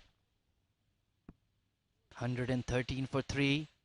The runs have been coming at a drip for the past few overs. Excellent pressure bowling from the UAE. Have nicked a few wickets as well. This time tries to paddle it in that trademark slower bouncer. Superb bowling, Zahoor Khan. Well, Andrew Balbirnie is going to be very disappointed. He's played out 3 dot balls in this over. That's not what the Irish need at the moment. They want to cross at 150 mark, and for that he has to get at least 1 boundary every over. But again, intelligent bowling from Zahoor Khan. That slower bouncer Ahmed Khwaja is a big fan of, and he executes it to perfection every time. That is the key word, execution. You need to get those things right at the right time. That is the difference between a top bowler and an elite bowler. Once again, that beautiful slower bouncer, nicely read this time by Balbirnie, but bowling to his field. Rohan Mustafa, he has a rocket arm out there at square leg. Yes, even if you can spot it, there's not a lot of places you can deposit that ball. Takes an age to get to the batsman. And by that time you've played 5 or 6 shots in your head. By the time you execute one, it's just getting a single. So again, very good over. 3 runs off it so far. Zahoor knows he has to finish strong. Yes, he has. Indeed, that is exactly what I was going to say. Needs to finish with the 6th delivery. Can't switch off just yet because you bowled 3 good deliveries. And Curtis Camphor already has a boundary to his name. He looks a sprightly, combative character. I like the making of him. Bullish delivery. Bit of an edge there, but third man will safely clean up. Brilliant over there from Zahoor. 17 overs gone, 115 for 3. Very, very good over at this stage of the game. The last 4 overs of the match. Just going for 4 runs, Zahoor Khan. And Curtis Camphor, you were mentioning, he's been selected for the Abu Dhabi T10 as well. So clearly, bright future for him as an all-rounder. That's the bowling card. Kashif Dawood, 3 overs, 20 runs. A bit expensive they were in the power play, both Kashif and Akif Raja. Zahoor Khan recovering really well in that last over, 3 overs, 14 runs. Ahmed Raza steady, 4 overs, 24. No wicket for him. But all the damage done by Rohan Mustafa. 15 runs given in his 3 overs and 3 wickets. Well, I want you to put your captaincy hat on here, Abdurrahman. Who are you taking 2 overs from over here, from these bowlers? Well, I think as you can see, Kashif Dawood is coming into bowl now. So he's going to bowl 1. We'll probably have Zahoor Khan finish his spell. And then the 20th over, I have a feeling will go to Rohan Mustafa. He's bowled the 20th over in a lot of games. And they'll try to go for those big shots against him. And it's not that easy. Interesting. I would have thought that Akif Raja would perhaps bowl one of those, but he's gone for runs early on and not brought back by Ahmed Raza, thinking on his feet as always. Oh, got that slower bouncer completely wrong there. Of course, a bit of a loosener to say the least. Well, again, Kashif Dawood bowling his last over. If Akif was to bowl, I would have probably given him this, just to see if he's got his rhythm right. If he would have bowled well, given him the 20th over. But it seems they're going to go with the experience.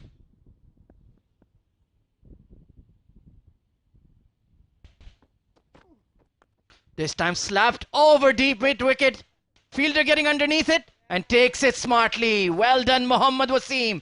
Kashif Dawood picks up the big wicket of Curtis Camphor. And again, a very good bowling change by Ahmed Raza. Could have easily continued with Rohan Mustafa, but instead goes for the fast bowler. And Kashif Dawood repays his faith. Brilliant delivery in the stumps, not middled at all. And when they're going to Mohammad Wasim, you might as well start walking towards the pavilion. Absolutely safe as houses. He aimed for the biggest part of the ground. And Kashif Dawood made his T20I debut in this series. And he's had a very good one. Taken wickets in every game, made some runs as well. A vital addition to the side. Curtis Camphor, 6 of 4. Just that sole boundary to his name. And once again, that Irish middle order not quite standing up in UAE conditions. This is what we were talking about in our previous stint, Ahmed. Even though they had a very strong power play in the top 10 overs, going for 80 runs, they were 82 for no loss in the 11 overs, so completely lost the plot, the Irish batting. That's, again, good planning from the UAE as well to put the brakes on. So George Dockrell coming in to bat. at number 6 for the Irish. Used to be a very handy left arm orthodox bowler back in the day. Mohammad Wasim just trying his hands. Of course, he is in those hot spots where the ball travels and flies. This time nicely bowled on a length, nicely punched as well, but brilliant fielding, Chirag Suri. Yeah, he's manning that cover field. Very good Chirag Suri inside the circle. Again, dot ball. First a wicket taken, then another dot ball. So just one run coming off the first two deliveries. Let me just talk about the field here. A very, very interesting field setup. There's a deep extra cover as well, Rohan Mustafa. And it's gone towards him. Basil Hamid, my goodness, this guy, what a throw. Chance for a run out. Very, very close. Excellent stuff, Basil Hamid. Well, a good cricket all around. Basil Hamid covering a lot of ground, getting that ball in his hand and then releasing it very quickly. We'll have to see how quick that was. Let's have a look. A good decision there by the umpire. I'm not a big fan of the positioning though. This time hard cut away to that man. He grabs your attention even when he's not bowling or batting. He's that kind of a cricketer. And even getting close on that run out from that far away was a superhuman effort from Basil Hamid. Brilliant, brilliant fielder. And we already saw that attempted relay catch. My goodness, that was something truly spectacular. Yes, we've seen a lot of the teams throw relay throws from here. It's very far out, this cover field. So for him to get that one bounce to the bowler, very good. Yorker delivery this time, hit away towards backward point. Sultan Ahmed out there, the substitute fielder. Good to see everyone getting involved, everyone working hard. This series means a lot. The UAE national team has come together after 8 or 9 months. It's just the early days of the season here in the Emirates, and everyone is working hard. Everyone is out here to prove a point, and under the safe guidance of Robin Singh, this team is definitely competing hard and can definitely do very big things in the near future. Yes, Robin Singh coming back from his IPL stint now in the dugout, watching the game with eagle eyes.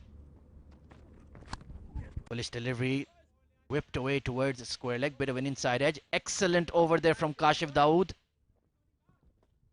121 for 4, 2 overs remaining. Abdurrahman Tariq, who's the next bowler? Call it quickly, you have 5 seconds. Zahoor Khan. Indeed, Zahoor is extremely good at it, death. Very, very reliable. That trademark slower bouncer, as we've seen throughout this series, has foxed all batters in all the teams. And this is the beautiful ICC Academy ground. My goodness, what a sight for sore eyes. If you love cricket, if you love T20I cricket, this is the spot to be. It's brilliant facility. There's some very good nets in the back as well. They have 8 different wickets to mimic the different conditions. They have a couple of Australian wickets, couple of Indian wickets. The indoor nets as well have a mat where you can think you're bowling in a Mumbai or Calcutta. They've marked it Indian wicket. 121 for 4 Ireland. 2 overs to go, Ahmed. Zahoor steaming into the captain of Ireland. Bullish delivery, excellent block hold ball, followed the batter. Mid-off was in the circle as well, so he needed to get it absolutely right. And the bowling plans and execution from the UAE has been absolutely top-notch today. Only 15 runs conceded. That is brilliant from Zahoor. Took a 4 in the very first game against Namibia. He's been a key bowler for the UAE and been a steady fixture in franchise cricket, taking place all over the UAE, and you can see why. He is a high quality performer. Yes, he's been very consistent in this series against very strong batting lineup of Ireland. 15 runs given in 3.1, but he still has a job to do. These last 5 deliveries make a huge impact on the game. Bowled him! Yorks him! George Dockrell stepping out. Zahoor Khan, you miss, eye hit and that big celebration. Fantastic bowling. There's not a lot you can do as a batsman when that ball is honing in on that off-stump base. Have a look at that. Absolutely brilliant, spot on. He's landed that ball on a coin, Zahoor Khan, and that celebration means a lot to them. This performance, the UAE team, as you mentioned, just coming to play together after a huge gap. And we've seen that after the first two games, learning from their mistakes and finishing off really well. 122 for 5 now, Ireland in a lot of trouble. 10 deliveries remaining in the innings. It's the wicketkeeper batter Neil Rock who has come out to bat. Needs to support his captain. Early days for him just yet. Very young lad, just out of the under-19 setup in Ireland, age 21. So he needs to get some quick runs here. Need to take that score up to perhaps 140, 145. Only 10 deliveries remaining in the innings. It's been a brilliant bowling effort all round from Team UAE. The home side have looked switched on and out for the kill. So having a 3-match series against a test-playing nation like Ireland, a lot at stake for the UAE. They can finish this 2-1, make a huge impact on their game and on their season as well. It's just starting off for the UAE. Zahoor Khan 1 for 15 in his final over. 4 deliveries to go. Round the wicket. Follows the batter. Excellent bowling into the pads. They'll only get a single here. Andrew Balbirnie. He's been frustrated out there. 13 of 16, but he is the captain. He needs to stand up and be counted right now for the men in green. Again, 9 legal deliveries left. They'll be aiming for at least 15 runs from here. Get us close to that 140 mark at least, if not more. But anything less than 140, Ahmed Khwaja, I think UAE will fancy their chances. Especially with that opening stand that they got from Paul Sterling and Kevin O'Brien. They were steadily going at 7.5 runs per over till the halfway stage. This time excellent foolish delivery once again. Nothing you can do with that except bunt it down the ground. Zahoor Khan is putting on a death bowling masterclass here at the ICC Academy ground. Yes, you have to take highlights of this over and watch them if you are a fast bowler, especially if you bowl at the death. Fantastic bowling from Zahoor Khan. This is what we were talking about. Ahmed, that batting lineup, I think Kevin O'Brien at 4 would have made a completely different impact at this stage. Of course, he did put in a great opening stand with Paul Sterling. I think he can replicate that in the lower order as well, but there's nobody that can replicate Kevin O'Brien's innings when they come in at 4 or 5. Absolutely spot on. Totally agree with you, Abdurrahman. Oh, foolish delivery inside edge, but very, very lucky straight. Too short, fine. Akif Raja there. That could have gone absolutely anywhere. But it's been UAE's day so far. Everything they've tried has worked and come off. And with the sun peeking out, just getting a little bit more drier, a little bit hotter as well, I think the wicket might just straighten up. So Ireland must be thinking either they have to score 15 runs in the next 6-7 deliveries, or they'll have to bowl out of their skins to win this game. Most certainly. Andrew Balbirnie 14 of 17. It's been a steady vigil for him, not timing the ball as he would have liked. Chirag Suri, he'll be a key player in the top order for the UAE. Has a 50 to his name in the previous game against the same opposition. And they've reduced one pacer. Mark Adair has been rested for today's game. This time once again, it was a length ball, but Zahoor Khan gets away with it. 1 for 18 in his 4 overs. That has been absolutely brilliant. 1 over remaining, 126 for 5. Top spell there by Zahoor Khan. Brilliant stuff from the UAE fast bowler. Just 18 runs given in 4. 126 for 5 Ireland. The last over of the first innings coming up. And Ahmed, as I was saying, Rohan Mustafa coming in to bowl that last over. He is an expert in the death. big responsibility to him. He's had an off-color first game, was dropped for the second one, and now making a huge impact in the third game against the Irish. Well, I'll be honest, Abdurrahman, I don't like this bowling change, to be very frank. Okay, he's has 3 wickets to his name, but every bowler has his role. I would still back Akif Raja in this situation. He's not exactly quick enough to bowl at the death. If he gets his length even a bit wrong, bowls it in the slot or too short, is going to travel big time right on that highway towards the right of your screen. 3 for 15, it's fair enough. He's bowled beautifully, but you should stick to your seamers in this position. I think Akif Raja would have been the better option, but hoping for the best for Rohan Mustafa. Well, Ahmed and Rohan have played together a lot, Ahmed. So I think for sure Ahmed Raza, the captain, has a lot of faith in Rohan Mustafa. As I mentioned, he has bowled a lot in the death and he's bowled the 20 overs in a lot of games. Oh, good start there, right in the block hole. Tried to play that paddle sweep. Andy Balbirnie might have done a bit of damage to himself there. Hit right on the toes. And Abdurrahman Tariq, you know how that feels. He's down for the count. As that ball hit him on his toe, seems to be in a lot of pain. Everything going wrong for the Irish at the moment. Let's have a look again.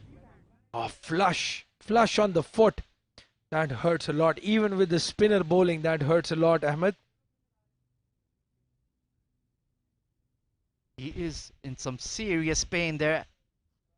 Andy Balbirnie is the captain of Ireland. What a player to lose. Hopefully he'll be fine. It's just some temporary pain. Need to get that magic spray out there, but he looks in a lot of strife.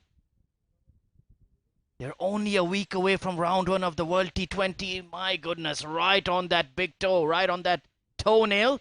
That is definitely going to swell up and look black and blue in the morning. Yeah, he'll have to go out and put some ice on it.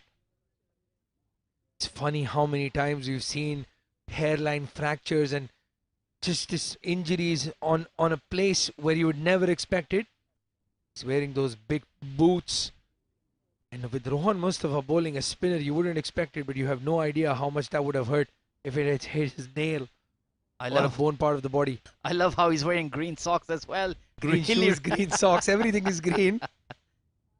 And of course, look at that. It's already swollen up big time. My goodness.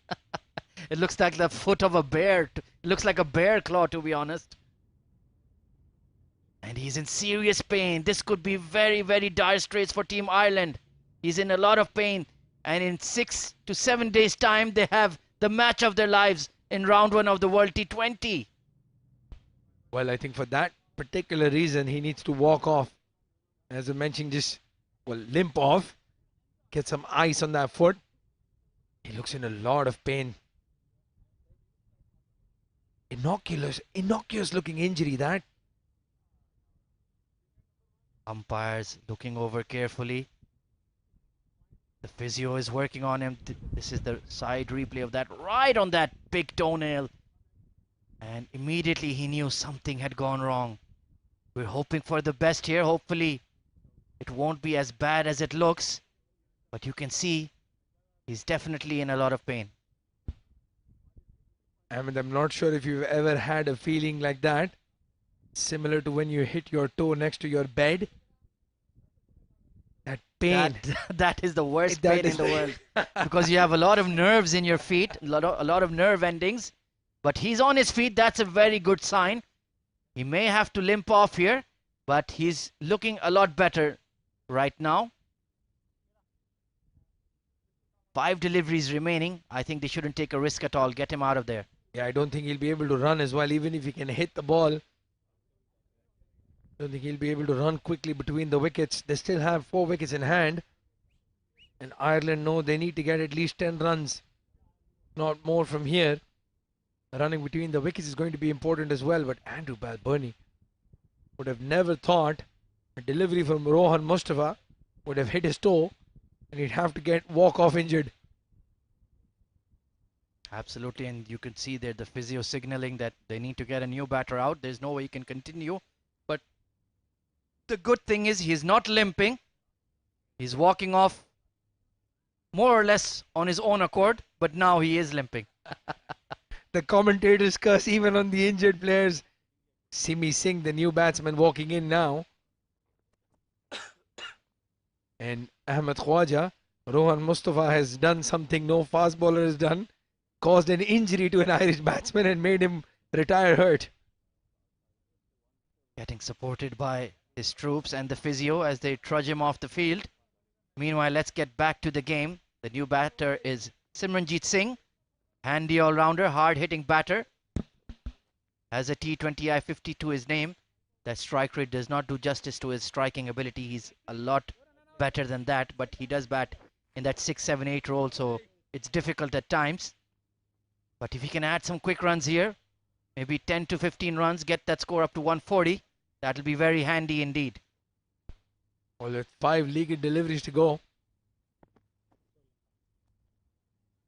Just surveying the field on the leg side. Rohan Mustafa is absolutely lightning between the overs. Excellent foolish delivery, worked away towards long on. They're pushing for 2, but they'll stick to 1. 4 more deliveries now for the Irish batsmen to get as many runs as possible. 127 for 5. Very much below par for the men in green. Yes, it's been all maroon and brown today. Team UAE. This man has been an absolute game changer. 3 for 16 in his final over. 19.2 deliveries bowled. 127 for 5. Backs away, powered through, extra covered this time. Straight to the fielder Mohammad Usman, who's bobbled it. But the best they'll get is 1 run.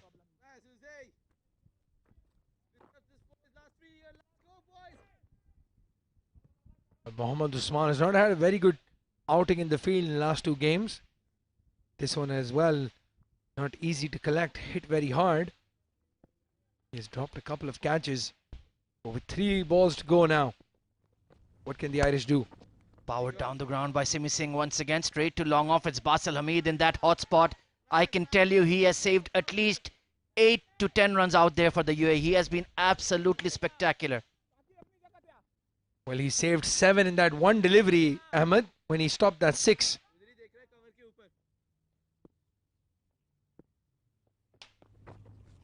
Big full toss carved away past the point fielder. The cover sweeper will have to give chase. It's running away towards the boundary. But, oh, a slip out there. Karthik Mayappan. They're taking on his throw chance for a run out, but they'll just about make it. Rohan Mustafa very frustrated. But so far, he has bowled a brilliant over. Yes, very well bowled. That was a full toss outside off stump to the left-hander. Interesting to see Karthik Mayappan was standing at deep cover. But in the end, they take 3 quick runs. 132 now. Last ball of the first innings coming up. Beautiful Yorker there from Rohan Mustafa. He's bowled a brilliant over. Only a single. They're pushing for 2. Misfield, my goodness. And they're going to try 3. No, they'll stick to 2. So in the end, 134 runs in their allotted 20 overs.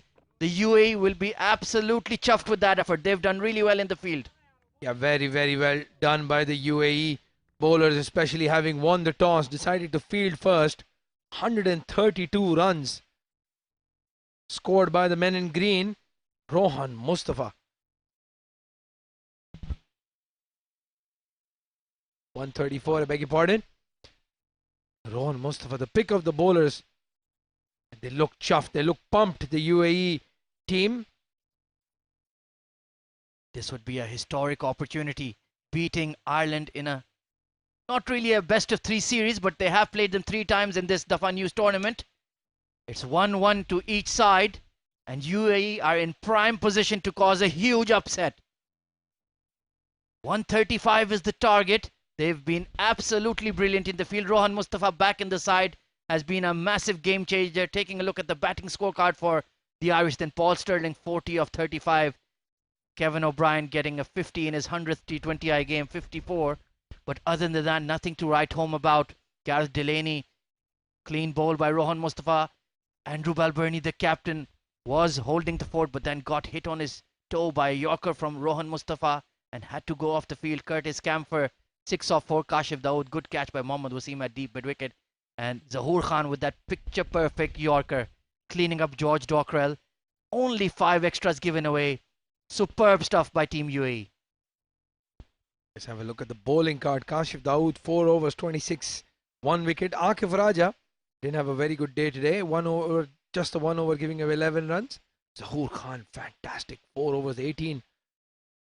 Ahmed Raza, 4 overs, 24. And then Rohan Mustafa, 3 wickets for 23 runs in his 4 overs. And have a look at that follow wicket. 85 at first wicket fell on. They could still manage only 134 in the allotted 20. As you mentioned, 5 extras, just the 5 extras. Very disciplined bowling by the UAE team. There have been consistent middle order issues here for Team Ireland, but let's take a look at the highlights of the first innings. UAE won the toss, elected to bowl first in a cloudy morning, but Paul Sterling would not be denied. Beautiful punch through cover point. Akif Raja was hammered down the ground as well, back of a length, and Paul Sterling cashed in big time. Zahoor Khan was bowling in the power play as well, and there was no third man. That was a frustration for us consistently. Look at that, short third man, beating that fielder. Akif Raja gave it due chase. Kartik Mayappan had a tough day because of that man. King Kevin O'Brien powered down the ground for 6, and this time carved over that cover point fielder. Basil Hamid gave his very best, and this one was the pick of the lot. A huge 6, straight as a die over the side screen, going all the way. And then Rohan Mustafa, the 6th bowler, coming into the attack and immediately producing this superhuman effort. My goodness. Yorks him there. Gareth Delaney had absolutely no chance. He had a statement to make. You miss, I hit, and he hit every single time. Curtis Camphor then coming in, played a reverse paddle first ball, got that quick boundary. Kashif Dawood then given the responsibility of bowling at the death, and that was a very good catch by Mohammad Wasim. Zahoor Khan, unplayable. That is absolutely perfect. Superb Yorker, and in the end, Team Ireland could only muster 134 runs. So we'll be back very shortly with the run chase of the UAE. Stay tuned.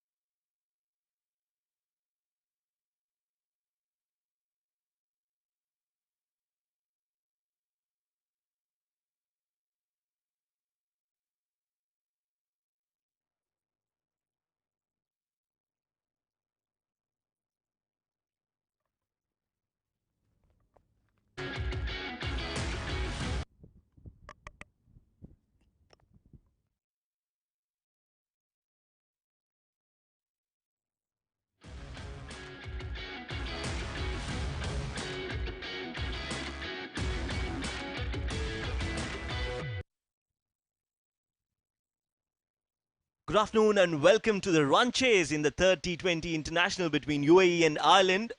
Well, what a great first innings we've got witnessing here at the ICC Academy. Ireland going off to a flyer and then UAE cramping back into the game. That's the scorecard in the first innings for Ireland. But before I give you insights about the scorecard, let me welcome my co-commentator, Faizan, in the combox. Thank you so much, Webb. Yeah, what a brilliant start from the top-heavy Irish batting. Paul Sterling, 40 of 35. Kevin O'Brien, 54 of 45. And at that moment, it looked like as if they're going to score somewhere in the vicinity of 170, but not to be. Garrett Delaney, 4 of 8. Andrew Balbirnie, 15 of 19. Retired hurt.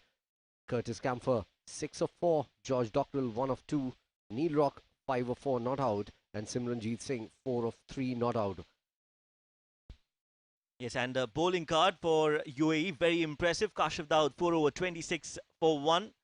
Akif Raja not getting a wicket today. Zaur Khan, 4 overs, 18 runs and a wicket. Ahmed Raza was also economical but not amongst the wickets. 4 overs, 24 runs conceded. Karthik Mayappan, 3 overs, 31 without a wicket. And Rohan Mustafa, the man for UAE, 4 overs, 23 runs and 3 wickets. Absolutely. You don't mess with the Rohan. He was brilliant in the innings. Rohan Mustafa, the tougher of them all. 4 overs, 23, 3 wickets. 3 wickets at a time where UAE was on a back foot. He got the big man, got Paul Sterling when he was looking really good, and took a great catch to actually get him out. Yes, and that brings me back to my previous point in the first innings. Paul Sterling and Kevin O'Brien were impressive, were impactful.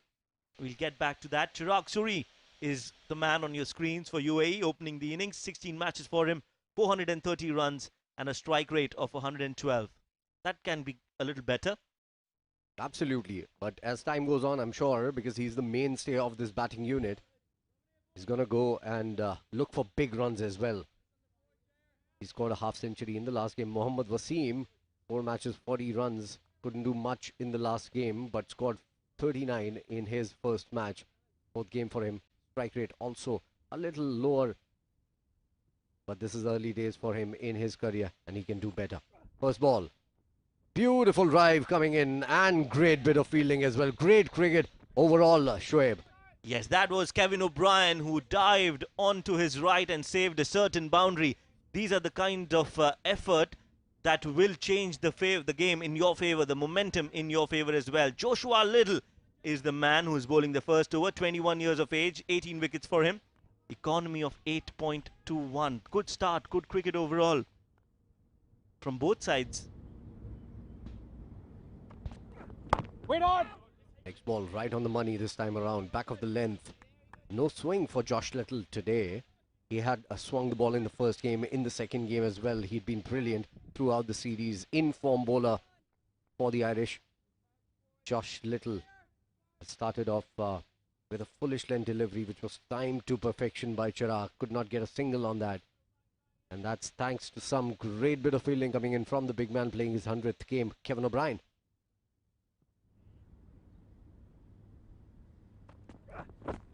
Nice ball again, this time outside off. That is what Little is known for. He's very dangerous, angling across the right-handed batsman. Also has the ability to move the ball in to the right-hander.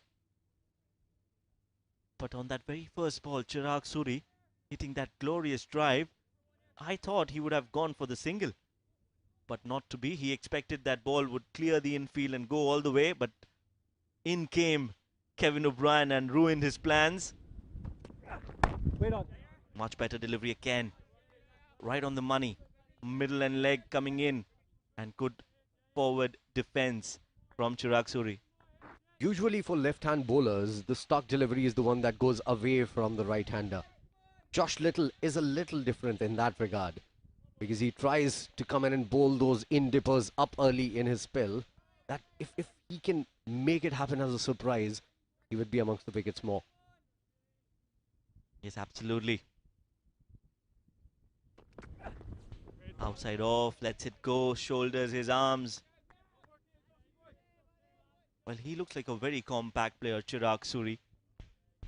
If there's one player who I would put in the playing 11 for a test playing UAE nation, test playing UAE cricket team, the first name that comes to my mind is this man, Chirag Suri, because he's got the right mindset, he's got the sound technique, and a great temperament. Good footwork as well. Decisive into his footwork every single time we see him come down the track or put his foot forward and lean into shots. Nice. Shorter delivery pulled towards the mid-wicket region, and this is exactly why I would have Chirag Suri in my all-time playing 11 for UAE. That's a beautiful shot to end the over. 4 runs off it, and UAE have got some momentum going into the first over. Great first 5 balls, and a shortish ball on that last delivery ruined it for Josh Little. And how many times have we seen that happening throughout the cricket that we've seen, and in this series as well?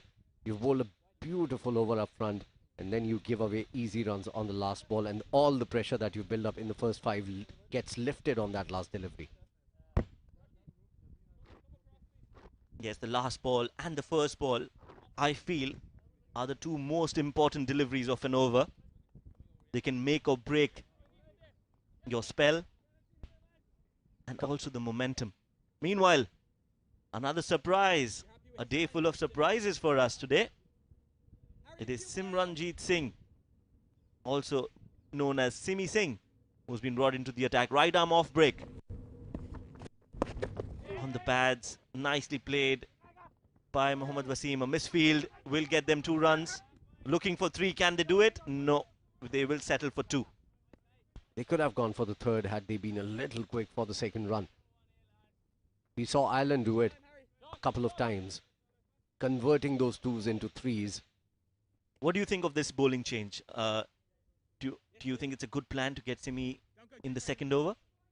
I doubt it, because UAE batters are really good against the spin, so they would really want to take him on. And Simi Singh hasn't been in the best of forms as well.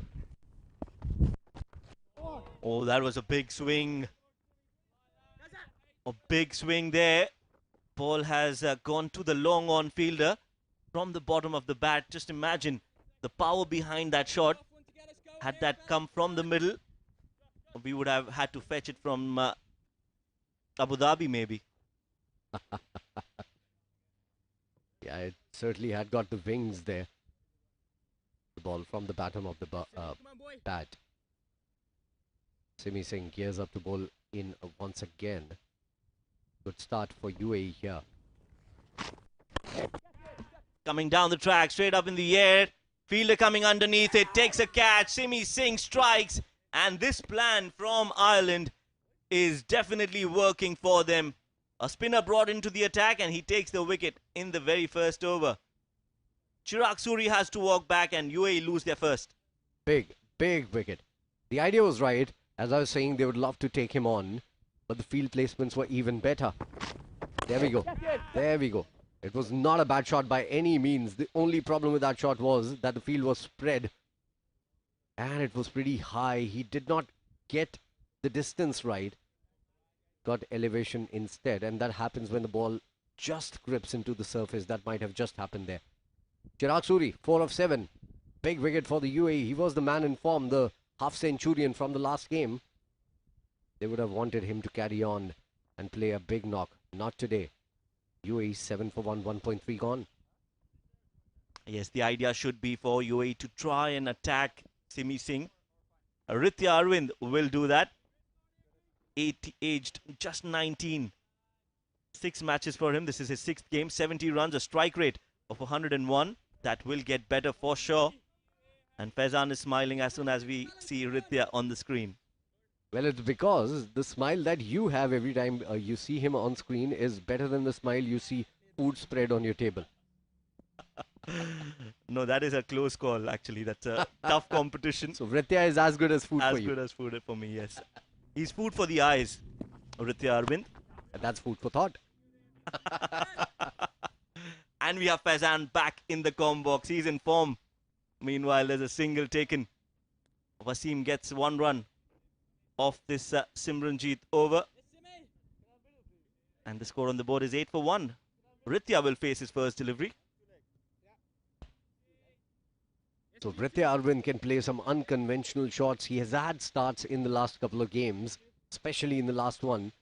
He was looking very good when he was run out. And I hope that kind of mishap doesn't happen today for him. Ritya Arvind on strike for the very first time. Simranjeet Singh continues. Nicely bowled. Lighting it over. Good bit of fielding as well. Good cricket from Ireland. Yes, very good cricket coming in from Ireland. They've got a wicket in this over, and suddenly there is a jump in the Irish bat fielding setup. Meanwhile, Ritya Arvind plays that into the vacant square leg region. Waited for that ball. It was not a bad ball. He waited for it and then placed it in the gap. That's a 4 on the last ball. So 2 deliveries of the last over have been played for a boundary. Yeah, nicely played. Good start. Positive start for the young man. Ritya Arvind. 4 of 2. 12 for 1 UAE after 2. So I think whenever you're looking at Ritya Arvind, you should get those dabang glasses on. That would suit you, I believe.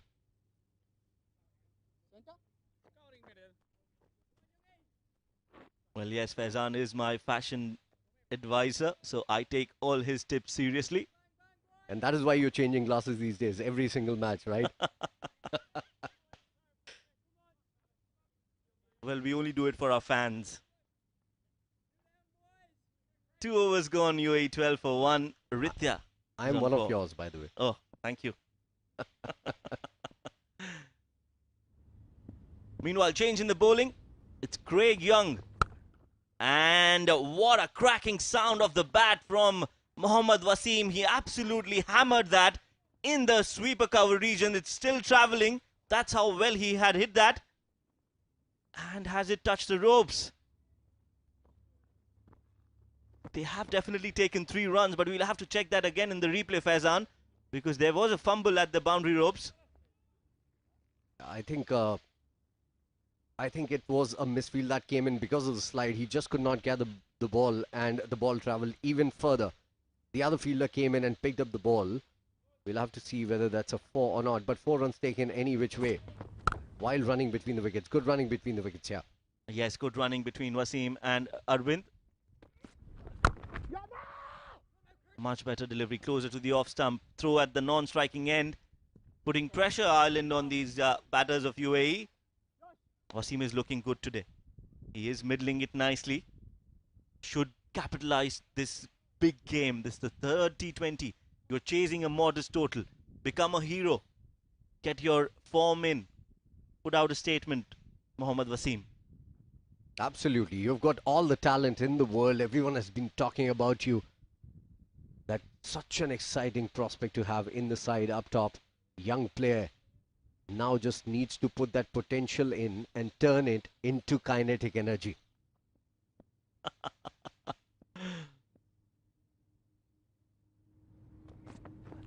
Yes, that a little bit of science tip there from Faizan.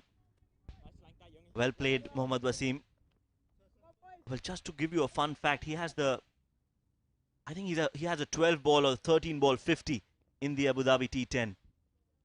So he knows how to bat, he knows how to score runs, especially in the first 6 overs. Once he starts going, it's very difficult to stop him. Absolutely. I'd love to see that. I haven't seen those innings of him. But I'd love to see him getting ball on bat, middling the balls, which he's doing today. He wasn't able to do that in the last game or in the first game where he scored 39 runs. But they were not so smooth as you would expect from a batsman of his caliber.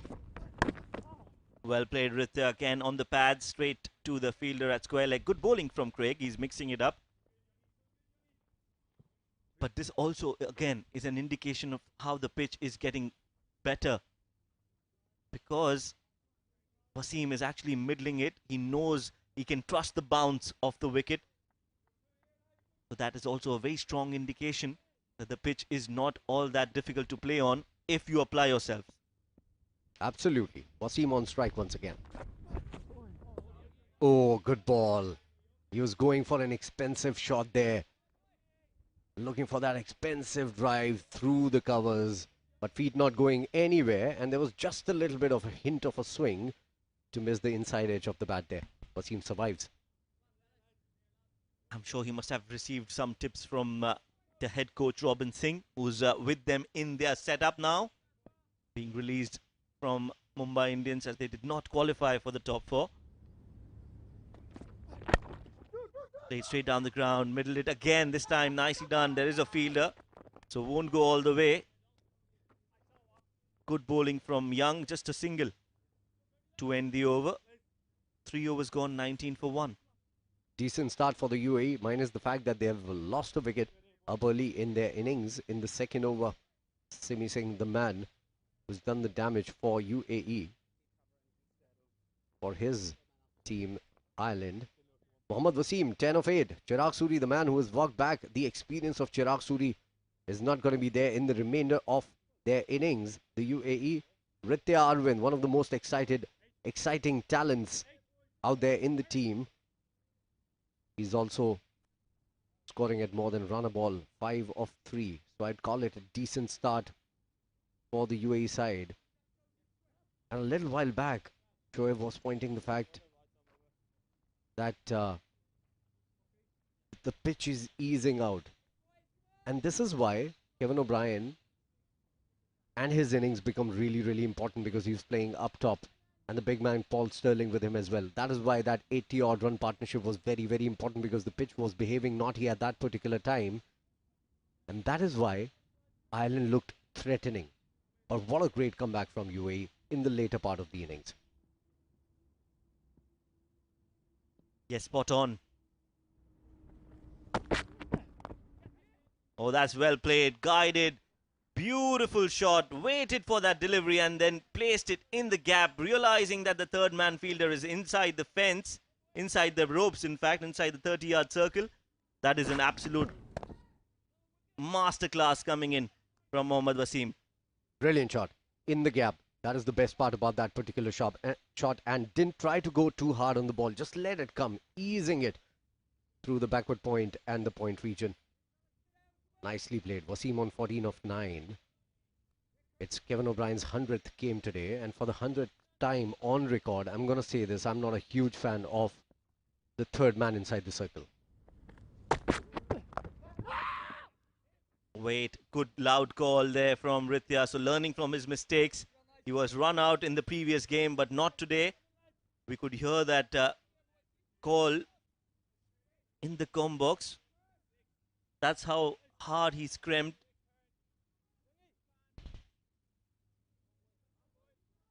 This is good cricket again. You don't want to, you are allowed to make mistakes, but you should not repeat those mistakes. That's the key. Absolutely, spot on. Curtis comes in, bowls it full, and Wasim goes big for the first time in this match. Hits it beautifully, powerfully. The shot of the day, I reckon, for a 6. Well, 6 number 40, and this clearly came from the middle of the bat. Look at that, he just timed it. And that's how good he is. That's how special Wasim is. Once he gets going, he is a treat to watch. That's gone a long way. It's not a big 6, it's a humongous 6. Huge shot. Wasim looking good today. 20 of just 11 deliveries now. Strike rate closing in on 200. And that is how he bats in the leagues that he plays in the UAE. Carries a huge name. Talked about cricketer. Just needs to come and realize his potential at the highest level, at the international level. And he's doing it good today. Yes, that's right. Straight away, there's a message with the drinks for Ritya and especially for Mohammad Wasim, because they know that Wasim can actually win them the game if he gets going. Meanwhile, Curtis has been a little bit expensive. A boundary on the first ball and then a 6 on the third ball of the over. 3 more balls to go. He's given away 10 runs already. Nicely done. Just a nudge towards mid-wicket. Good comeback from Curtis. Yeah, good ball. This is where he should be bowling. In and around that off stump. Don't give him too much room. Don't bowl it too full. Just back of the length. Good length deliveries. That is what he should be looking at. Curtis Camphor was very, very good in the first game against the UAE. Needs to come good for his side today as well. Nicely played to the third man fielder. Good running between the wickets. Ritya absolutely gave it his 100%. As soon as the ball left the bat, he ran away, ran hard and got that run. So this is good cricket coming in from UAE. Boundaries and then a quick single taken by Wasim and Ritya. 30 for 1, 3.5 overs gone. Ritya Arvind is going to be on strike now for the first time against Curtis. And a Yorker. Beautiful ball. Absolute gem of a delivery to finish the over. Nicely played, nicely dug out as well by the batter Ritya Arvind. And it goes towards the backward point for a dot ball. Expensive over though. 11 coming off it. Yes, 11 coming off it. 4 overs gone, 30 for 1.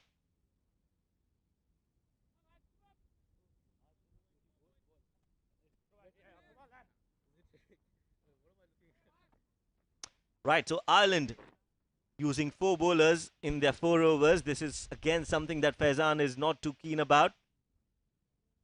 Shuffling their bowlers. 1 over each for Joshua Little, Simranjeet Singh, Craig Young and Curtis Camphor. Only Simranjeet Singh was the man who was successful. Got the wicket of Chirag Suri.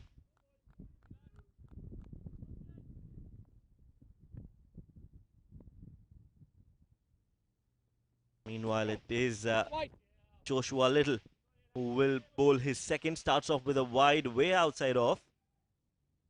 And that is what Faizan wants to add, I feel. That changing of ends, that break in the middle. If you don't give a bowler a rhythmic approach, if you don't give him the time to get into the groove, especially for a fast bowler, it gets difficult to come back after every short spell. And why do you want to change ends? That's another question. Beautiful ball outside the off stump, going across the body. The stock delivery that I was talking about, beautifully bowled. Yes, and that stare, just a small stare. Those eyes say it all. Joshua Little looking for a wicket. He too is a very aggressive bowler. He's always looking for wickets. I haven't seen him get on to the defensive side of bowling. You will see him coming in, steaming in, and bowling those length where you would create an opportunity of taking wickets. That is a very great mindset to have.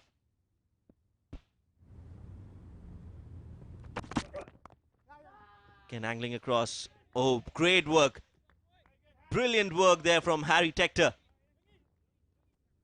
Just diving to his left. And that's the Com team. The A team.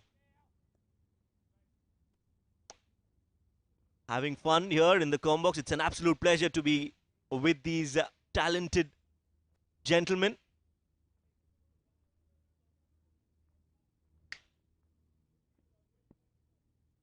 So yes, we will give you an insight of the Com box. That's how we look, that's how we talk, that's how we dress. And some of it has to go to all these gentlemen here. Absolute pleasure. Rock stars in their own right. And Abdul Rahman pips Karthik's hairstyle as well, for sure. Well, he's been looking for colours since he's left the Com box on that day. Nicely done again. Good bowling from Joshua Little. But again, a good approach from Wasim. He's not going all guns blazing. He knows he's got the time. He knows that chasing a modest total, 134, is not a very difficult score. So UAE need to bat sensibly. Absolutely. I think he's going at the merit of the ball. So if the ball is there to be hit, he's going for the big shots.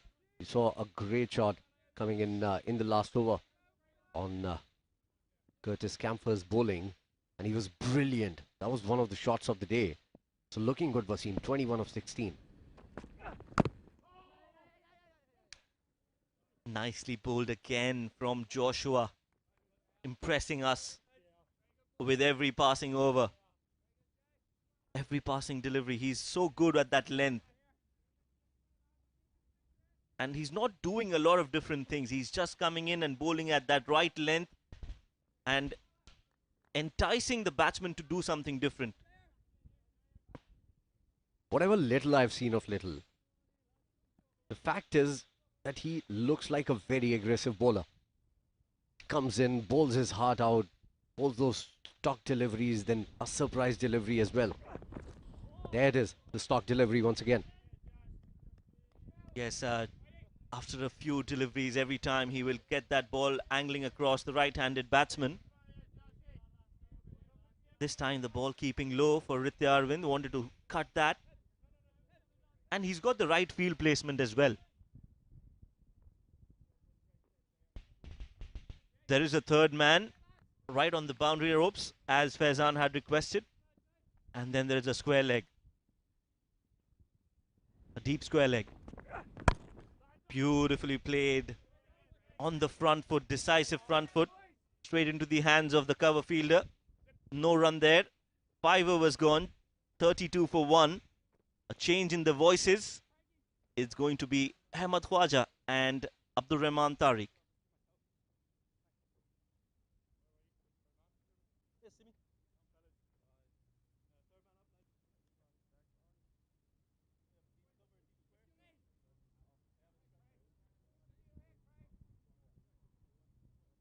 Thank you, Shoaib and Faizan. Starting off that UAE chase, our co-commentators Mohammad Wasim and Ritya Arvind, two aggressive right-handed batsmen. In the combox, two aggressive commentators, Ahmad Khwaja with me. Well, we have been talking about hair colors inspired by Karthik Mayappan. So let's have a bit of a mini wager here. Whichever team wins today, you're going to get the hair color of that team, be it fluorescent green or red of the UAE. Abdur Rahman, do you accept? It's not red, it's grey, and it's naturally greying my hair. Down the leg side, flipped away. Fine leg has a shy at the stumps, but they'll just about make it there. Leg byes given. So it's been a steady start here for the UAE after Chirag Suri went down. Yes, they've started off really well. 33 for 1 in the power play. And we know Ritya Arvind can be very aggressive. He'll be looking to play those ramp shots, get some more runs. And look at that comparison. Cricket Ireland was very much in front, 38 for no loss after 5. Then they lost the plot in the middle. Trying to pull that away, Ritya, but getting the bottom half of the bat. Craig Young has a bit of pace, has a bit of carry. There's no Mark Adair playing today. Ben White, the leg he brought into the side, so he'll have a role to play, perhaps do something similar to Rohan Mustafa. But Mohammad Wasim, we've been waiting patiently for him to get going in this tournament, and today he's coming good. 22 of 18. He's a kingpin. He's a really, really top-class bat. When he gets going, no ground is big enough. Try that paddle and executes it brilliantly. That's going all the way for 6. Well, this is what Ritya can do with the bat. In the power play, there's no fielder deep there at short fine leg. Brilliant timing. Absolutely amazing execution as well from Ritya Arvind. Have a look at that shot. It was in the slot, pacey delivery, and just a flick of the wrist, and it sailed away. That's brilliant stuff here from the young champ, Ritya Arvind. And good to see this intent from the UAE batsmen. They want to take some runs off this last over of the power play. Craig Young has had a very indifferent tournament so far. Gone for a few runs in his overs. 13 now of 1.3. Short ball, oh my goodness, it's in the air towards deep mid-wicket. Mid-on getting underneath it, and he takes it. Ritya Arvind with one shot too many. And he's thrown it away. Disaster for the UAE. 39 for 2. Well, that's a bit of a brain fade, unfortunately, from Ritya Arvind. Having gotten 6 runs off that ramp shot, could have easily just tonked it for a single. It instead tries to flick it over that mid-wicket fielder. Finds Kevin O'Brien, who's not going to drop these. So again, UAE starting off really well, but just losing that wicket at the wrong time. Really shooting themselves here in the foot. 11 of 9 A 4 and a 6 for Vritya. He was timing the ball beautifully. He was feeling himself, but one shot too many. And Craig Young strikes in the batting power play. The new batter coming in is the left-hander, very experienced, Mohammad Usman. This is good news for UAE. He's got a very calm head on those shoulders, the big broad shoulders. Mohammad Usman, very experienced, 40 matches. I think he's played the most games along with Ahmed Raza and Rohan Mustafa. So they need that experience, that calmness in the middle now.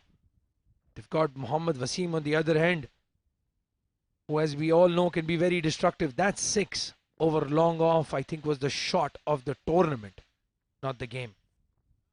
Indeed, he's gotten off to a start. He's batting on 22. If he can make another 20-30 runs, get a 50 here, that will put UAE in a dominant position.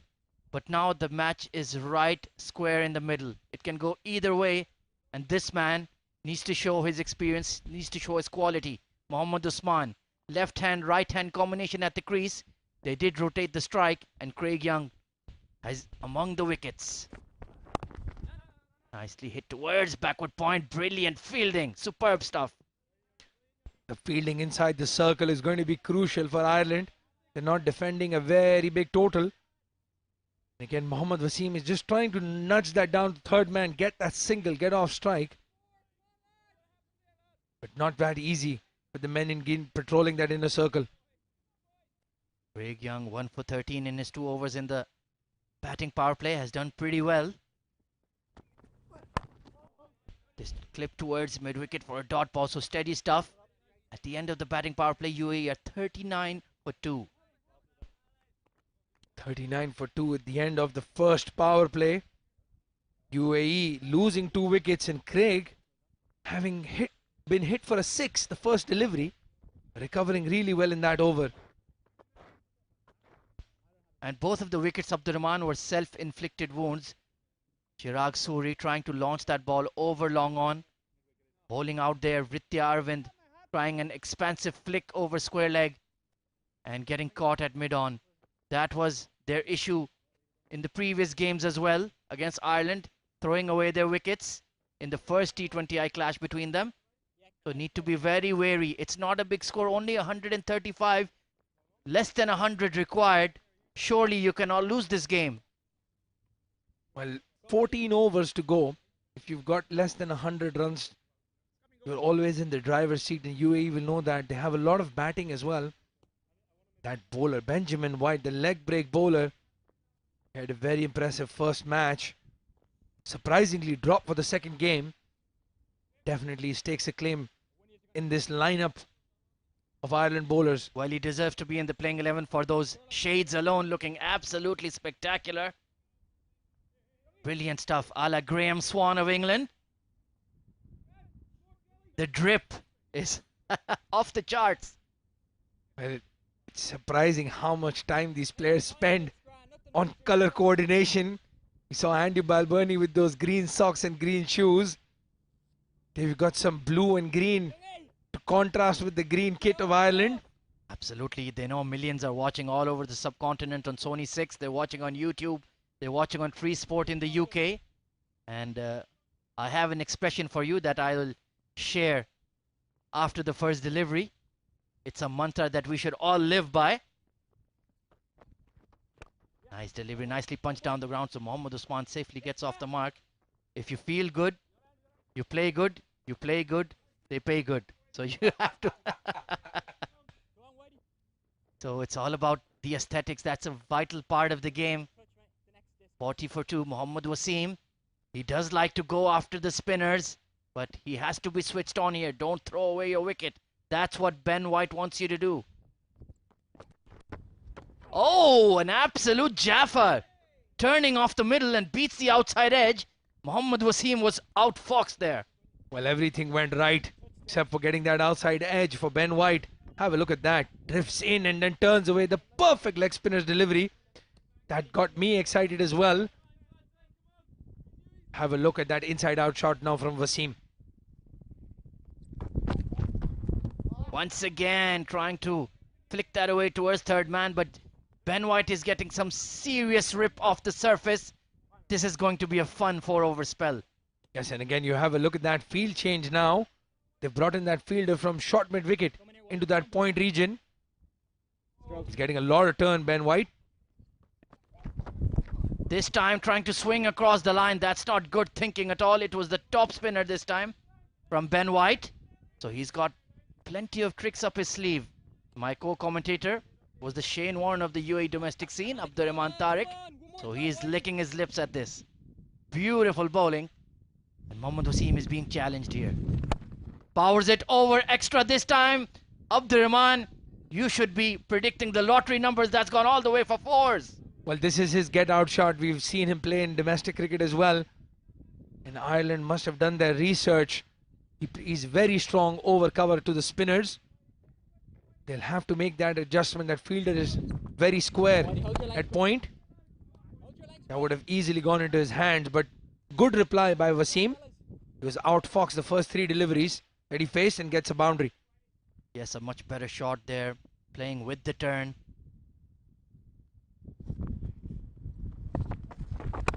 This time the top spinner once again just worked down the ground. So eventually they do manage to get 6 runs off that over. Pardon me. 7 overs gone. UAE are 45 for 2.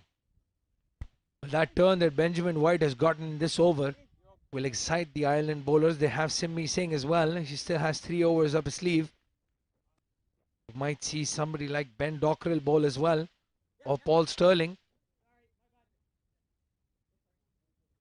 So far they're sticking with their fast bowlers. And Mohammad Wasim 27 of 25. So he's gotten off to a start. What he wants to do is now capitalize on it. Unlike the first game where he got out on 30 odd runs. But make sure make this big. Get that 50-run mark. Absolutely, the team think tank wouldn't mind him playing up for himself a bit. Even a runner ball 50 would take them home quite securely. Interesting decision here from Andy Balbirnie. He's giving an extended spell to Craig Young. Going to bowl his 3rd over here. So they're doing something similar to what Kashif Dawood did earlier in the day. Both 3 overs up top. And then it was the remaining spinners, Rohan Mustafa especially, giving 4 vital overs. Here we go then. This time worked away towards that deep mid-wicket fielder. Bit of a cross-the-line hoik from Wasim. So I don't think he's in the mood to hang around. He's going to be belligerent. He's going to counter-attack. Yeah, he has to back himself. That was a dangerous shot. But he got a lot of band on it. That will give him a lot of confidence as well. Very strong over that mid-wicket long on region. We know that he can hit over cover and long off as well. That was a very dangerous shot. But as you said, I think Wasim has got that license. He's going to play aggressively. Try to reduce that target as much as possible. It's a similar pattern to the Ireland batting innings. A fast start, and then after the power play, the run rate dipped a bit. Nicely punched through extra cover, but good fielding. You need to be switched on. You can easily make a 135 run chase into a 151 with some sharp fielding in the circle. Yes, and with Usman on the crease as well, he's not the quickest of runners. So a run out might be on the cards as well if you're quick in the circle. But very good fielding there at cover. Dot ball. All of these are going to add up in the end. Curtis Camphor there at short extra, doing really well. In the air this time, punched down the ground. Bit uppish, did not time it perfectly. But long on was pushed back. I dare say they should have kept him in the circle there, create some pressure on the new batter. But they're perhaps playing the long game, trying to make this target as difficult as possible. Well, one thing to note here, Ahmed, is that Paul Sterling is the captain inside. Andrew Balbirnie has not taken the field. So he's making all those field changes as well. Lot of experience, Paul Sterling. Oh, leading edge this time, just falling short of short third. They're taking a single. Bit of confusion. My goodness. At one stage, both batters were caught in the middle. thankfully for the UAE, they both made their ends in time. Well, that was a bit poor from Kevin O'Brien, not backing up that throw at the non-striker's end. That could have been a run out. In the end, they get two. Dicey cricket here from UAE.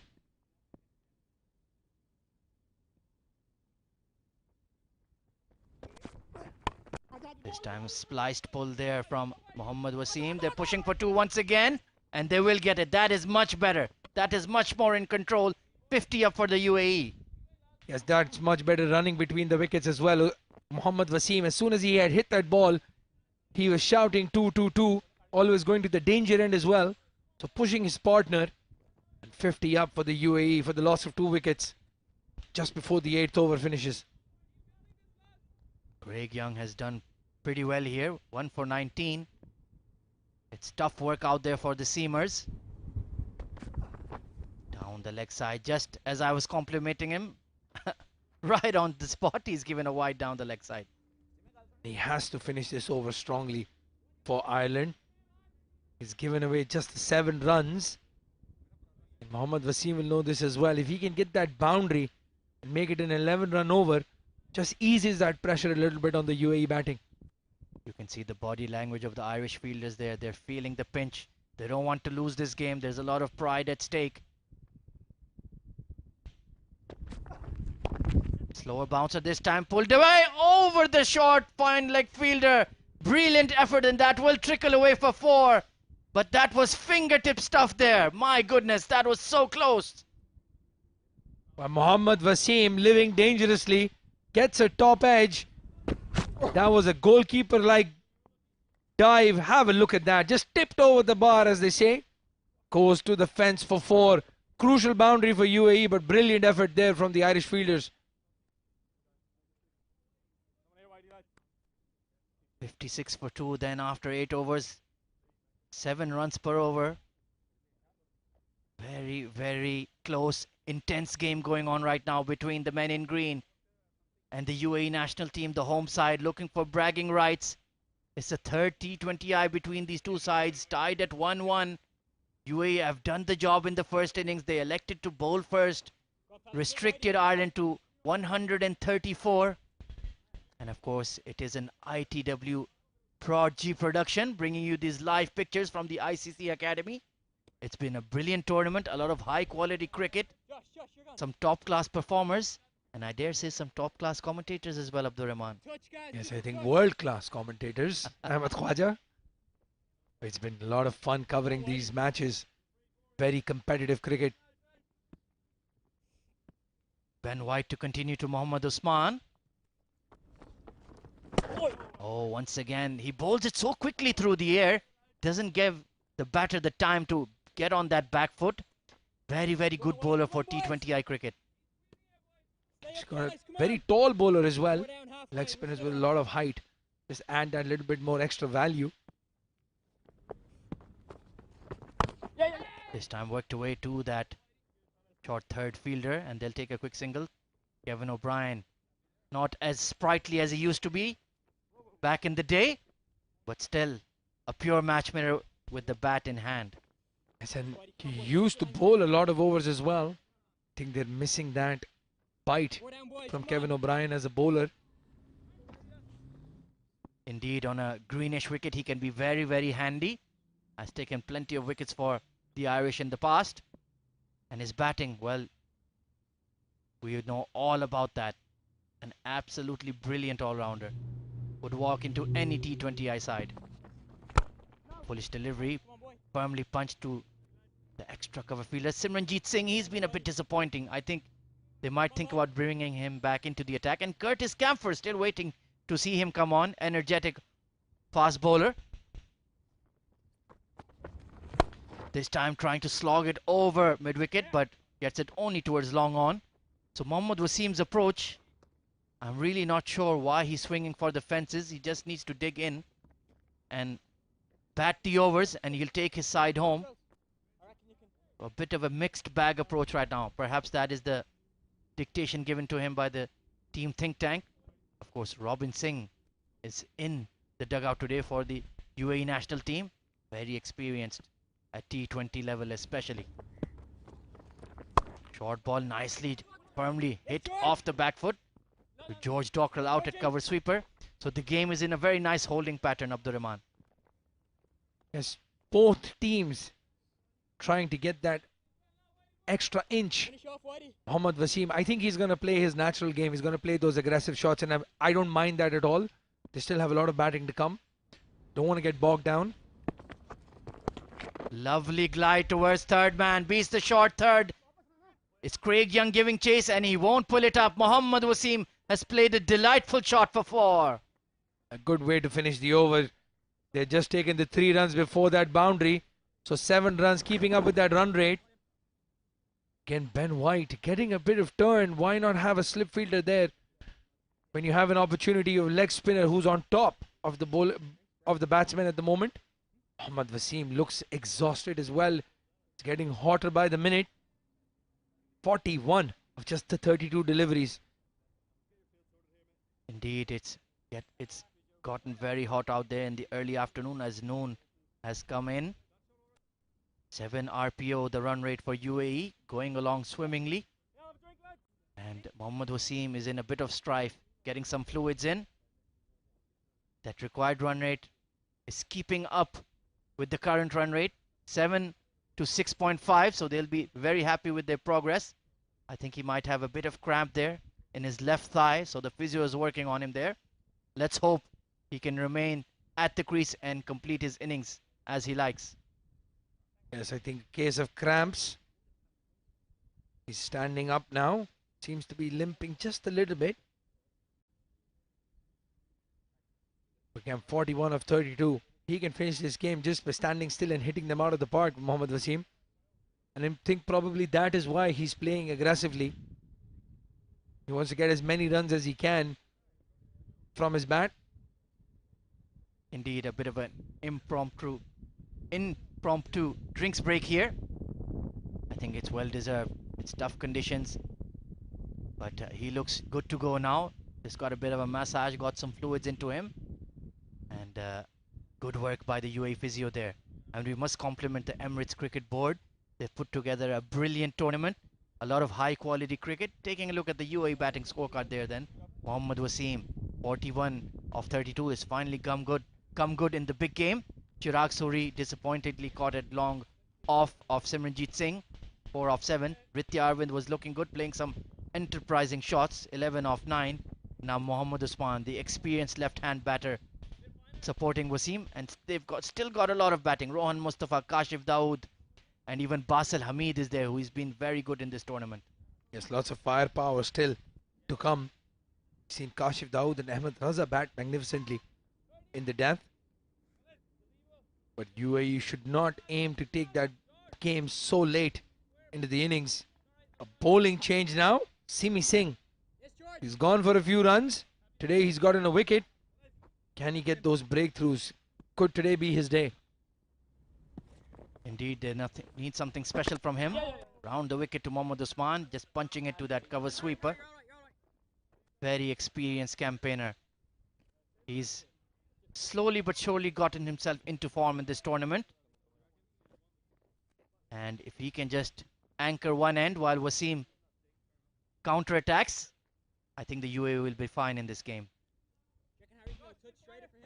The required run rate, almost 6.5 and over. So now alarm bells ringing at this stage.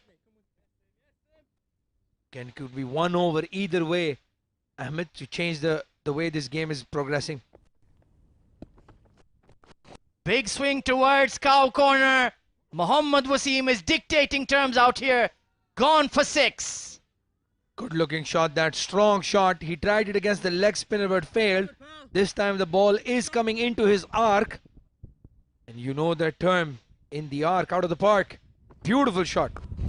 Absolutely nailed it. It was 6 as soon as he hit it off the bat. That's the biggest part of the ground. Into that green bush fence surrounding that cow corner mid-wicket area. And look at that strike rate, 142. He's just a hit away from a well-deserved 50. And we've been talking him up consistently. Watch out for this guy, number 10, Mohammad Wasim. He's a big player, making his T20I debut in this series. It took him a couple of games to get going, but now you can see why. He's a beautiful striker of the ball, and when he does hit it, it goes out of the park each time. Yes, he's contributed with the ball and in the field. That one contribution that was missing was with the bat. We see this in the decider. The three-match series, so to speak, your favorite term, the games within a game. It's three-match game, tied at 1 apiece. He's coming good when they've needed him. 47 of just 33 deliveries. And Simi Singh in a lot of pressure now. He's conceded 7 already. Indeed, I think they're trying to buy a wicket here. They know that the percentages favor the right-hand batter and he will swing for the fences. This time bowled it quicker into the stumps, and solidly behind that is Wasim. A good comeback on the pads. That's what they're aiming for. Again, they want him to go across the line. This time nicely punched into the gap towards long on. So I think he's looking at having an eye at that landmark. Of course, this would be his maiden T20 I-50. And if it benefits Wasim, it benefits the UAE. Works both ways. Yes, as an opener, if you can score 50 runs of less than 40 deliveries, you're definitely doing your role.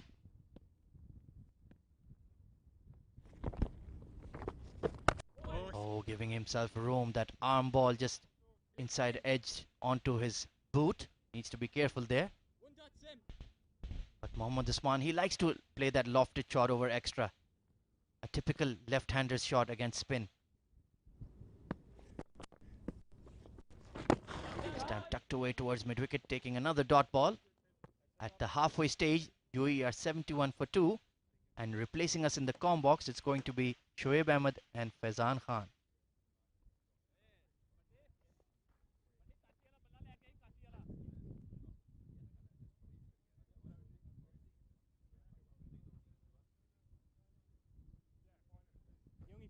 You can just sit on the ring.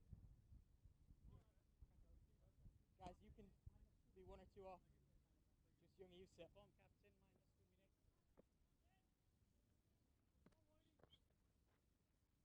Josh!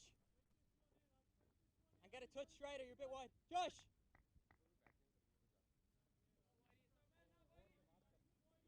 JR!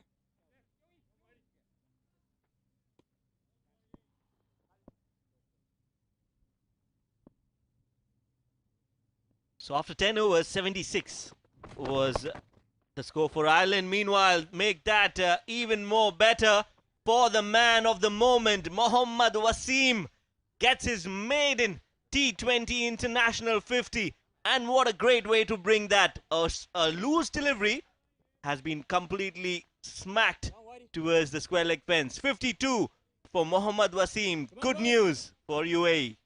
Absolutely amazing to watch. The way Come on, he's Whitey, come on, dictated fellas. terms against the bowling unit of Ireland, scoring at 145. That's his strike rate. Living to the potential. Meanwhile, another beautiful shot. This one is drilled towards extra cover. Stand and deliver 4 more. Well, he is in it to win it, isn't he, Mohammad Wasim? Now, this time he plays that into the extra cover region, hammers that completely from the meat of the bat. As soon as it hit it, it left the bat, and everybody was just standing watching the ball zoom like a tracer bullet.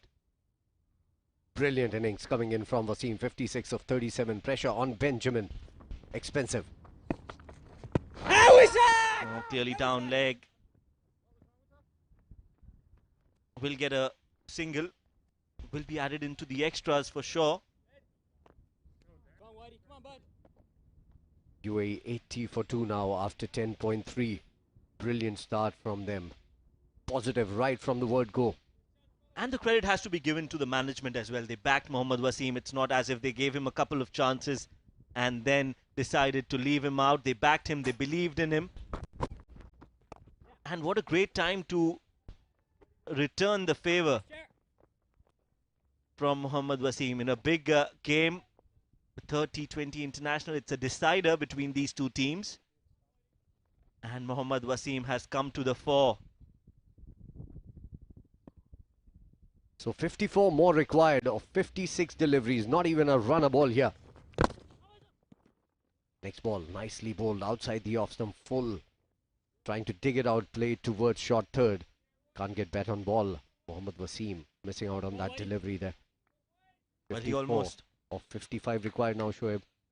yeah, he almost yorked himself. Could have been a full toss. Wanted to take a single, but that ball was going nowhere. End of the over, number 11.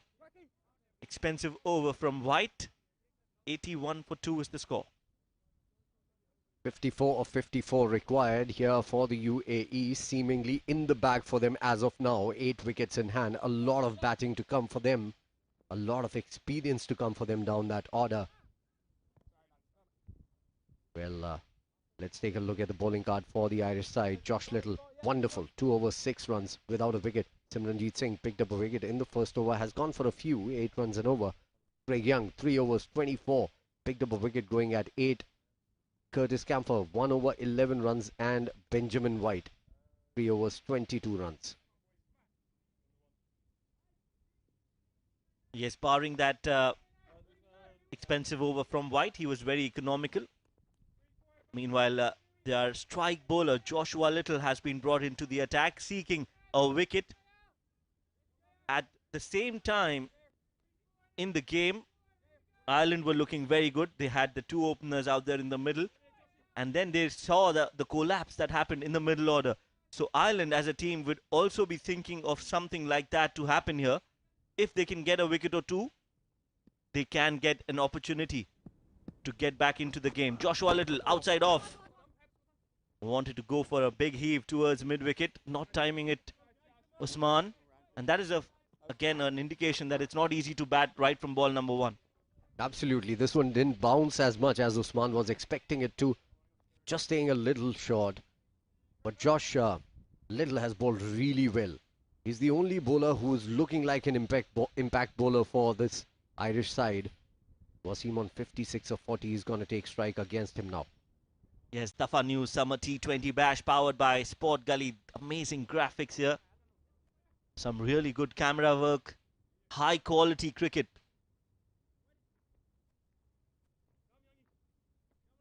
Just to remind you, in 2 heavyweights of world cricket. It's not England, it's not the Ashes. But absolutely same level of quality coming in. This is smart cricket from the very talented Mohammad Wasim. Absolutely great shot. You were talking about England, and I think innings coming in from Wasim. He's looking into the groove of things now. He's doing what is expected out of him. Provide runs and at a good strike rate. 60 of 41 deliveries, 49 more required, 52 balls remaining. This is easily going UAE's way. With soft hands, will get 2 comfortably. This is good batting from Mohammad Wasim, and he knows it's a prized wicket. Mohammad Wasim does not want to lose his wicket right now. He's got the platform set. He can make a big statement. He's given out a statement. He can make it even bigger, even better if he can finish the game off for UAE. Absolutely. Coming out, facing the first delivery and going out, facing the last. That gives you the kind of confidence that you belong at the international level.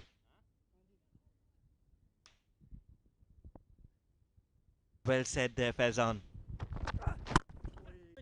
We'll get 2 more.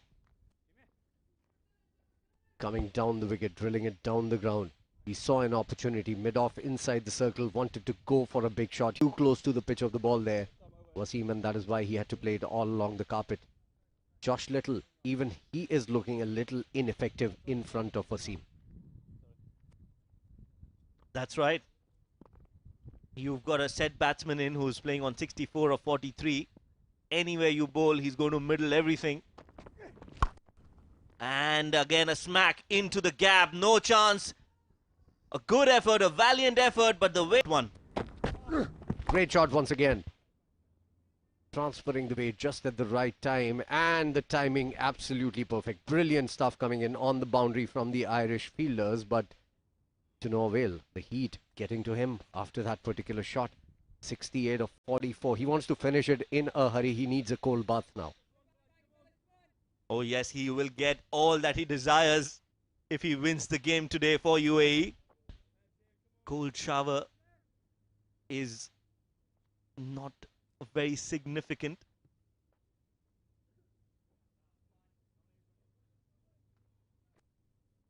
But yes, Wasim needs to finish it.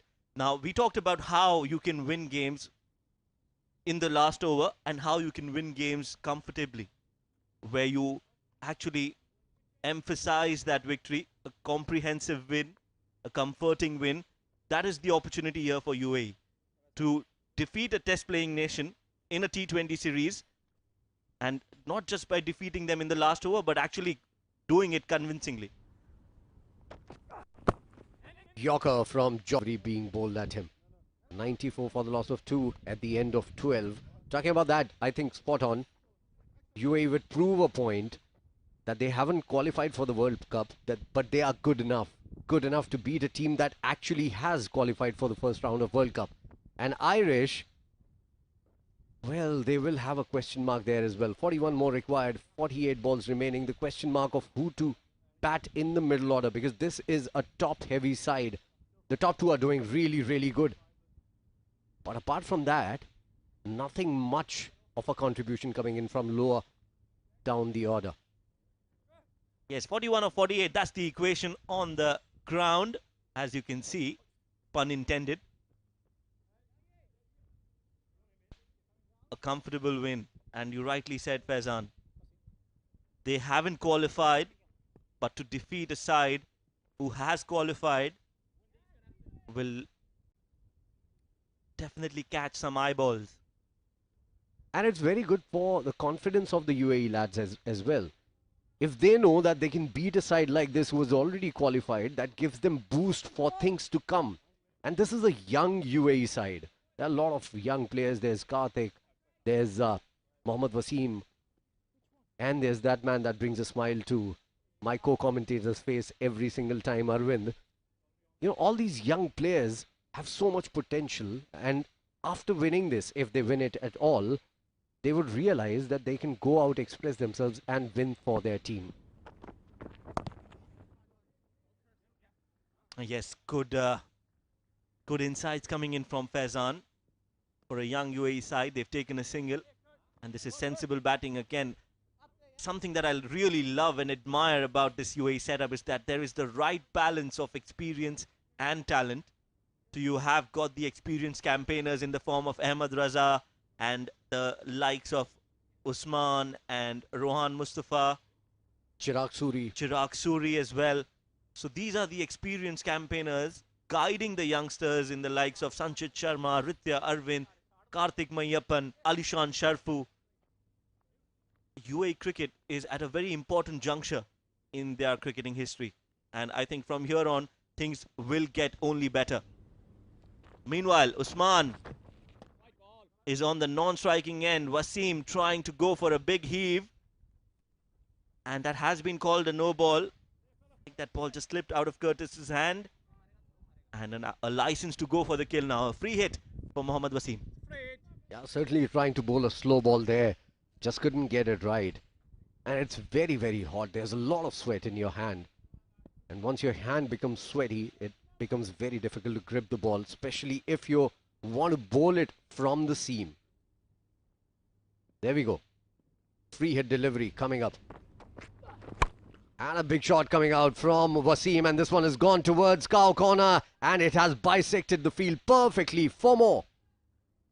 Well, he's in a hurry, isn't he? Mohammad Wasim, and that's exactly what we told you. You can go back to our conversation where we mentioned once Mohammad Wasim starts off, once he takes off, he is never going to land. 100 up for UAE. And what a style, what a grand way to bring that 100 up. And 72% runs being scored by one guy. That's Mohammad Wasim, and that is how impactful this innings has been for Mohammad Wasim. 72 of just 47 deliveries. He's becoming bigger by every single minute in stature in this game. Well, 35 needed for UAE, 28 needed for Wasim to get to that milestone. Can he do that? Can he achieve the impossible? Inside edge of the bat will race away towards the boundary. Never mind how they come, as long as they are coming in for UAE and Mohammad Wasim. Another boundary, unlucky for the bowler, but Wasim will take that. Certainly, runs on board for him. Why not? And that's one rare poor shot coming in from Wasim. It was too close to cut. He was going for the cut, getting the inside edge. But they say fortune favors the brave. It certainly has here. Yes, just setting up beautifully shot. That's absolutely cracked, smacked, hammered, tonked. You can say whatever you want. But Mohammad Wasim has just gotten in a beauty of a shot. Get that on loop, guys. Get that on loop. Keep that playing all night long. Mohammad Wasim moves on to 80. UAE 108 for 2.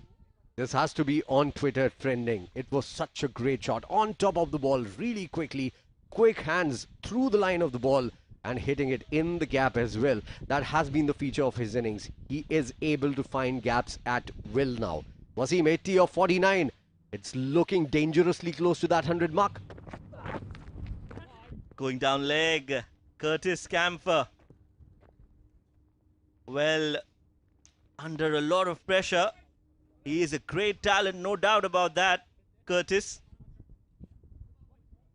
But today, he's getting some heat from Mohammad Wasim, not from the UAE.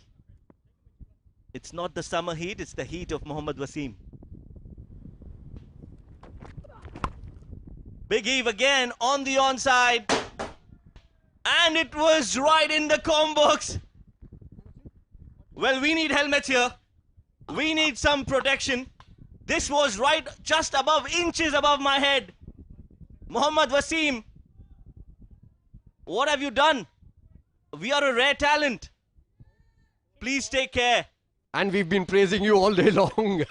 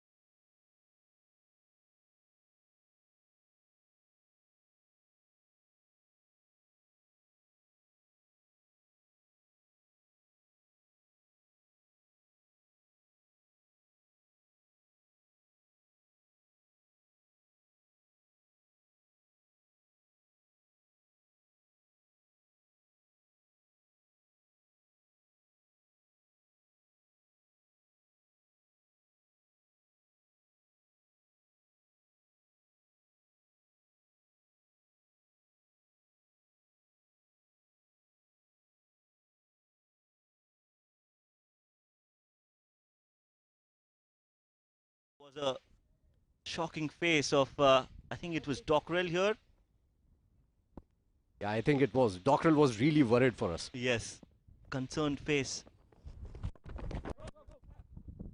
Meanwhile, good over coming in from Simranjeet, bringing some calm to the proceedings. Because Mohammad Wasim, like I said, is in carnage mode. Absolutely. Usman on strike once again. Simi Singh. Nicely played. Usman doesn't want to take a single. He actually wants Wasim to have the strike, as the last ball of the over was bowled. 121 for the loss of 2.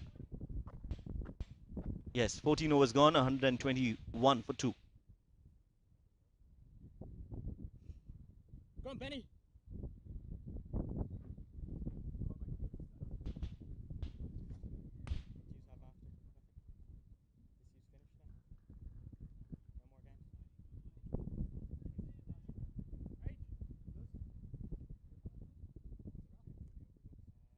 So number 10 jersey, Mohammad Wasim, 92 of 54, 12 fours and 3 sixes, a strike rate of 170. Before this game, his strike rate was around 90s, in the 90s, 92 or 98, something like that. Yeah, somewhere around 95.6. That was what his strike rate was, and it's going to increase leaps and bounds after this knock coming in from him. 8 runs away from that landmark. Nicely bowled by Ben White. Yocking Wasim up, tossing him on that delivery that was tossed up to the eye level. That is what coaches tell you. When in doubt, toss it up. And straight down the ground. Has he timed it well? Yes, he has. One bounce into the side screen. And Mohammad Wasim quickly moves on to 96. This is destruction of Irish bowlers. You can bowl anywhere you want. The result is always going to be the same. Wonderful stuff. Wonderful hitting coming in from Wasim here. Next ball, single taken, tucked around the corner. Nicely bowled. Nicely played as well. 125 on the board after 14.2. 9 more required. 33 balls remaining. And 3 more required for Mohammad Wasim to reach the landmark. Harry, just a touch, bro.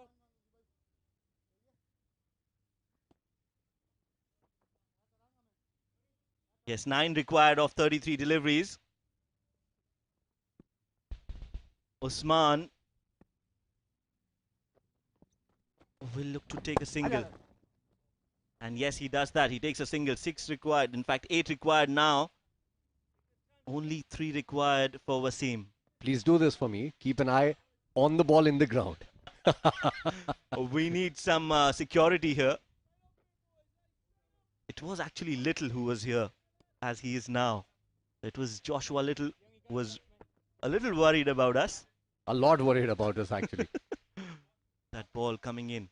Can't still get that sound out of my mind. But I will have to because Wasim is on 97.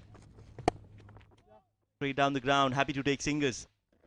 Wasim gets another single. He moves on to 98. Score moves on to 128. 7 more required. This is going to be the last ball of the over coming in from Benjamin White. His last over as well. Before this over, he had given away 22 runs in his 3. They've been expensive today, the Irish bowlers. Exciting stuff coming in from Wasim. Out of 128, 98 being scored by one batter. Yes, a dot ball to end the over as expected. 15 overs gone, 128 for 2. This will bring Wasim on strike once again. 7 more required to win. 2 more required for Wasim to reach that landmark. So early in his career.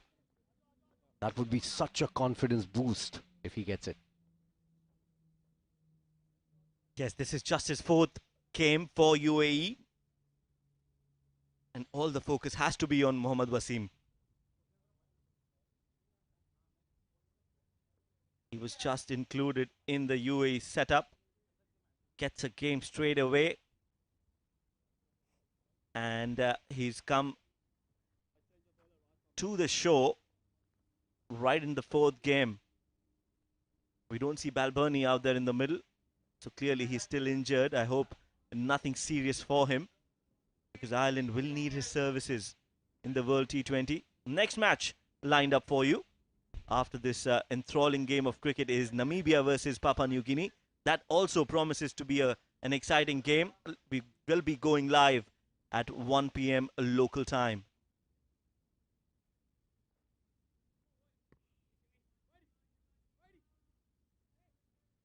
So what do you think right now is going in the minds of Mohammad Wasim? What is he thinking? Just wants to get to the landmark as soon as possible. A big That is hit what or a I'd be single? thinking. I think, knowing him, he might just go for a big hit. A single it is. We'll take a single. This is good batting. I think this is the safer option because there's a lot at stake here. It's the first T20 international 100 for Wasim and for UAE as well, if I'm not mistaken. No player has ever scored a T20 international 100. So that, as I said, is a lot, and you wouldn't want to fail on that occasion. Absolutely, a landmark knock would be remembered for a long time to come. In comes Craig once again to bowl the next delivery as we see the other two teams coming in into the ground as well for the next match live at 1 p.m. Yes, I felt that it will be called a dead ball. He would back out because while Craig was going into bowl, the towel fell off his back. Always a distraction. That's how important it is to be focused. A little distraction can actually hurt you. Absolutely, spot on. 129 on the board. There we go again. Craig Young without the handkerchief this time around. Tucked away. Is there a fielder there? Yes, there is a fielder at the fine leg region, so it will just be a single. Good news is that Mohammad Wasim will be on strike. He's on 99, one run away from a maiden T20 international, the first man for UAE to score that in a T20 game, in a T20 international game. And that is going to be a very special landmark. Massive, massive for Mohammad Wasim.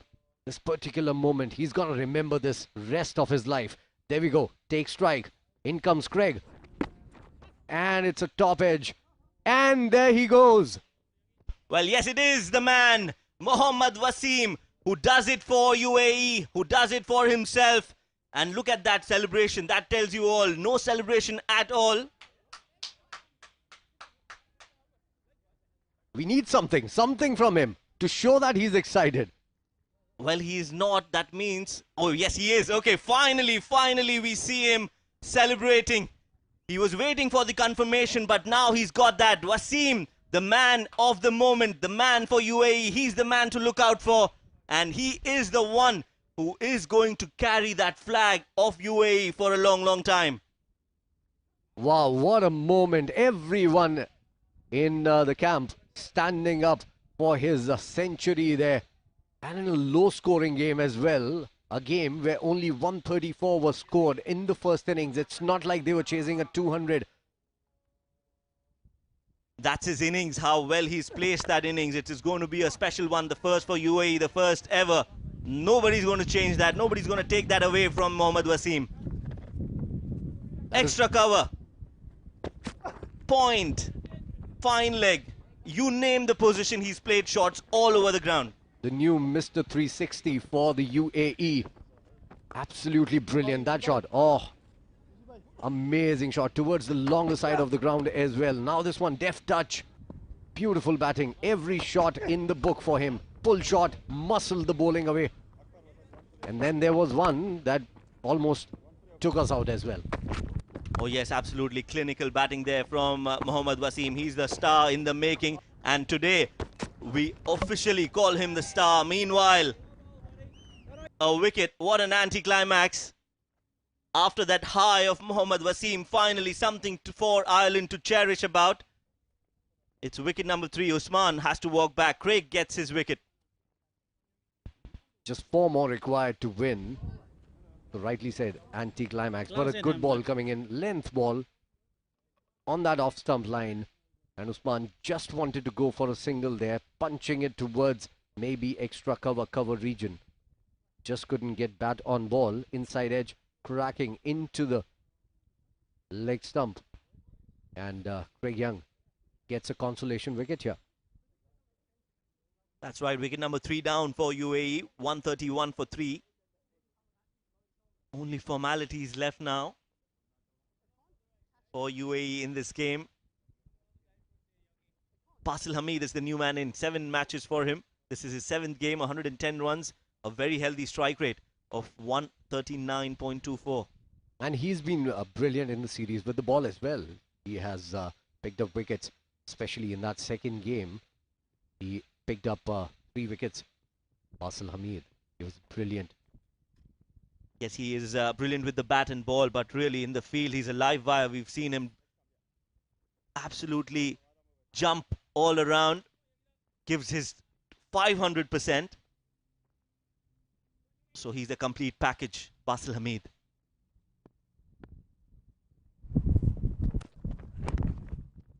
Does what he does best, takes a single, gives the strike to Wasim, giving the opportunity for Wasim to finish the game off.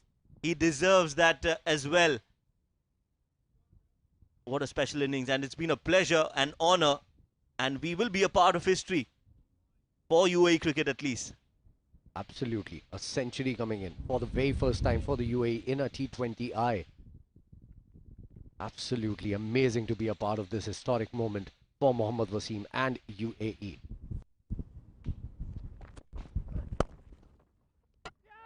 Oh, that could have been close. Looks close for sure, but the umpire says not out.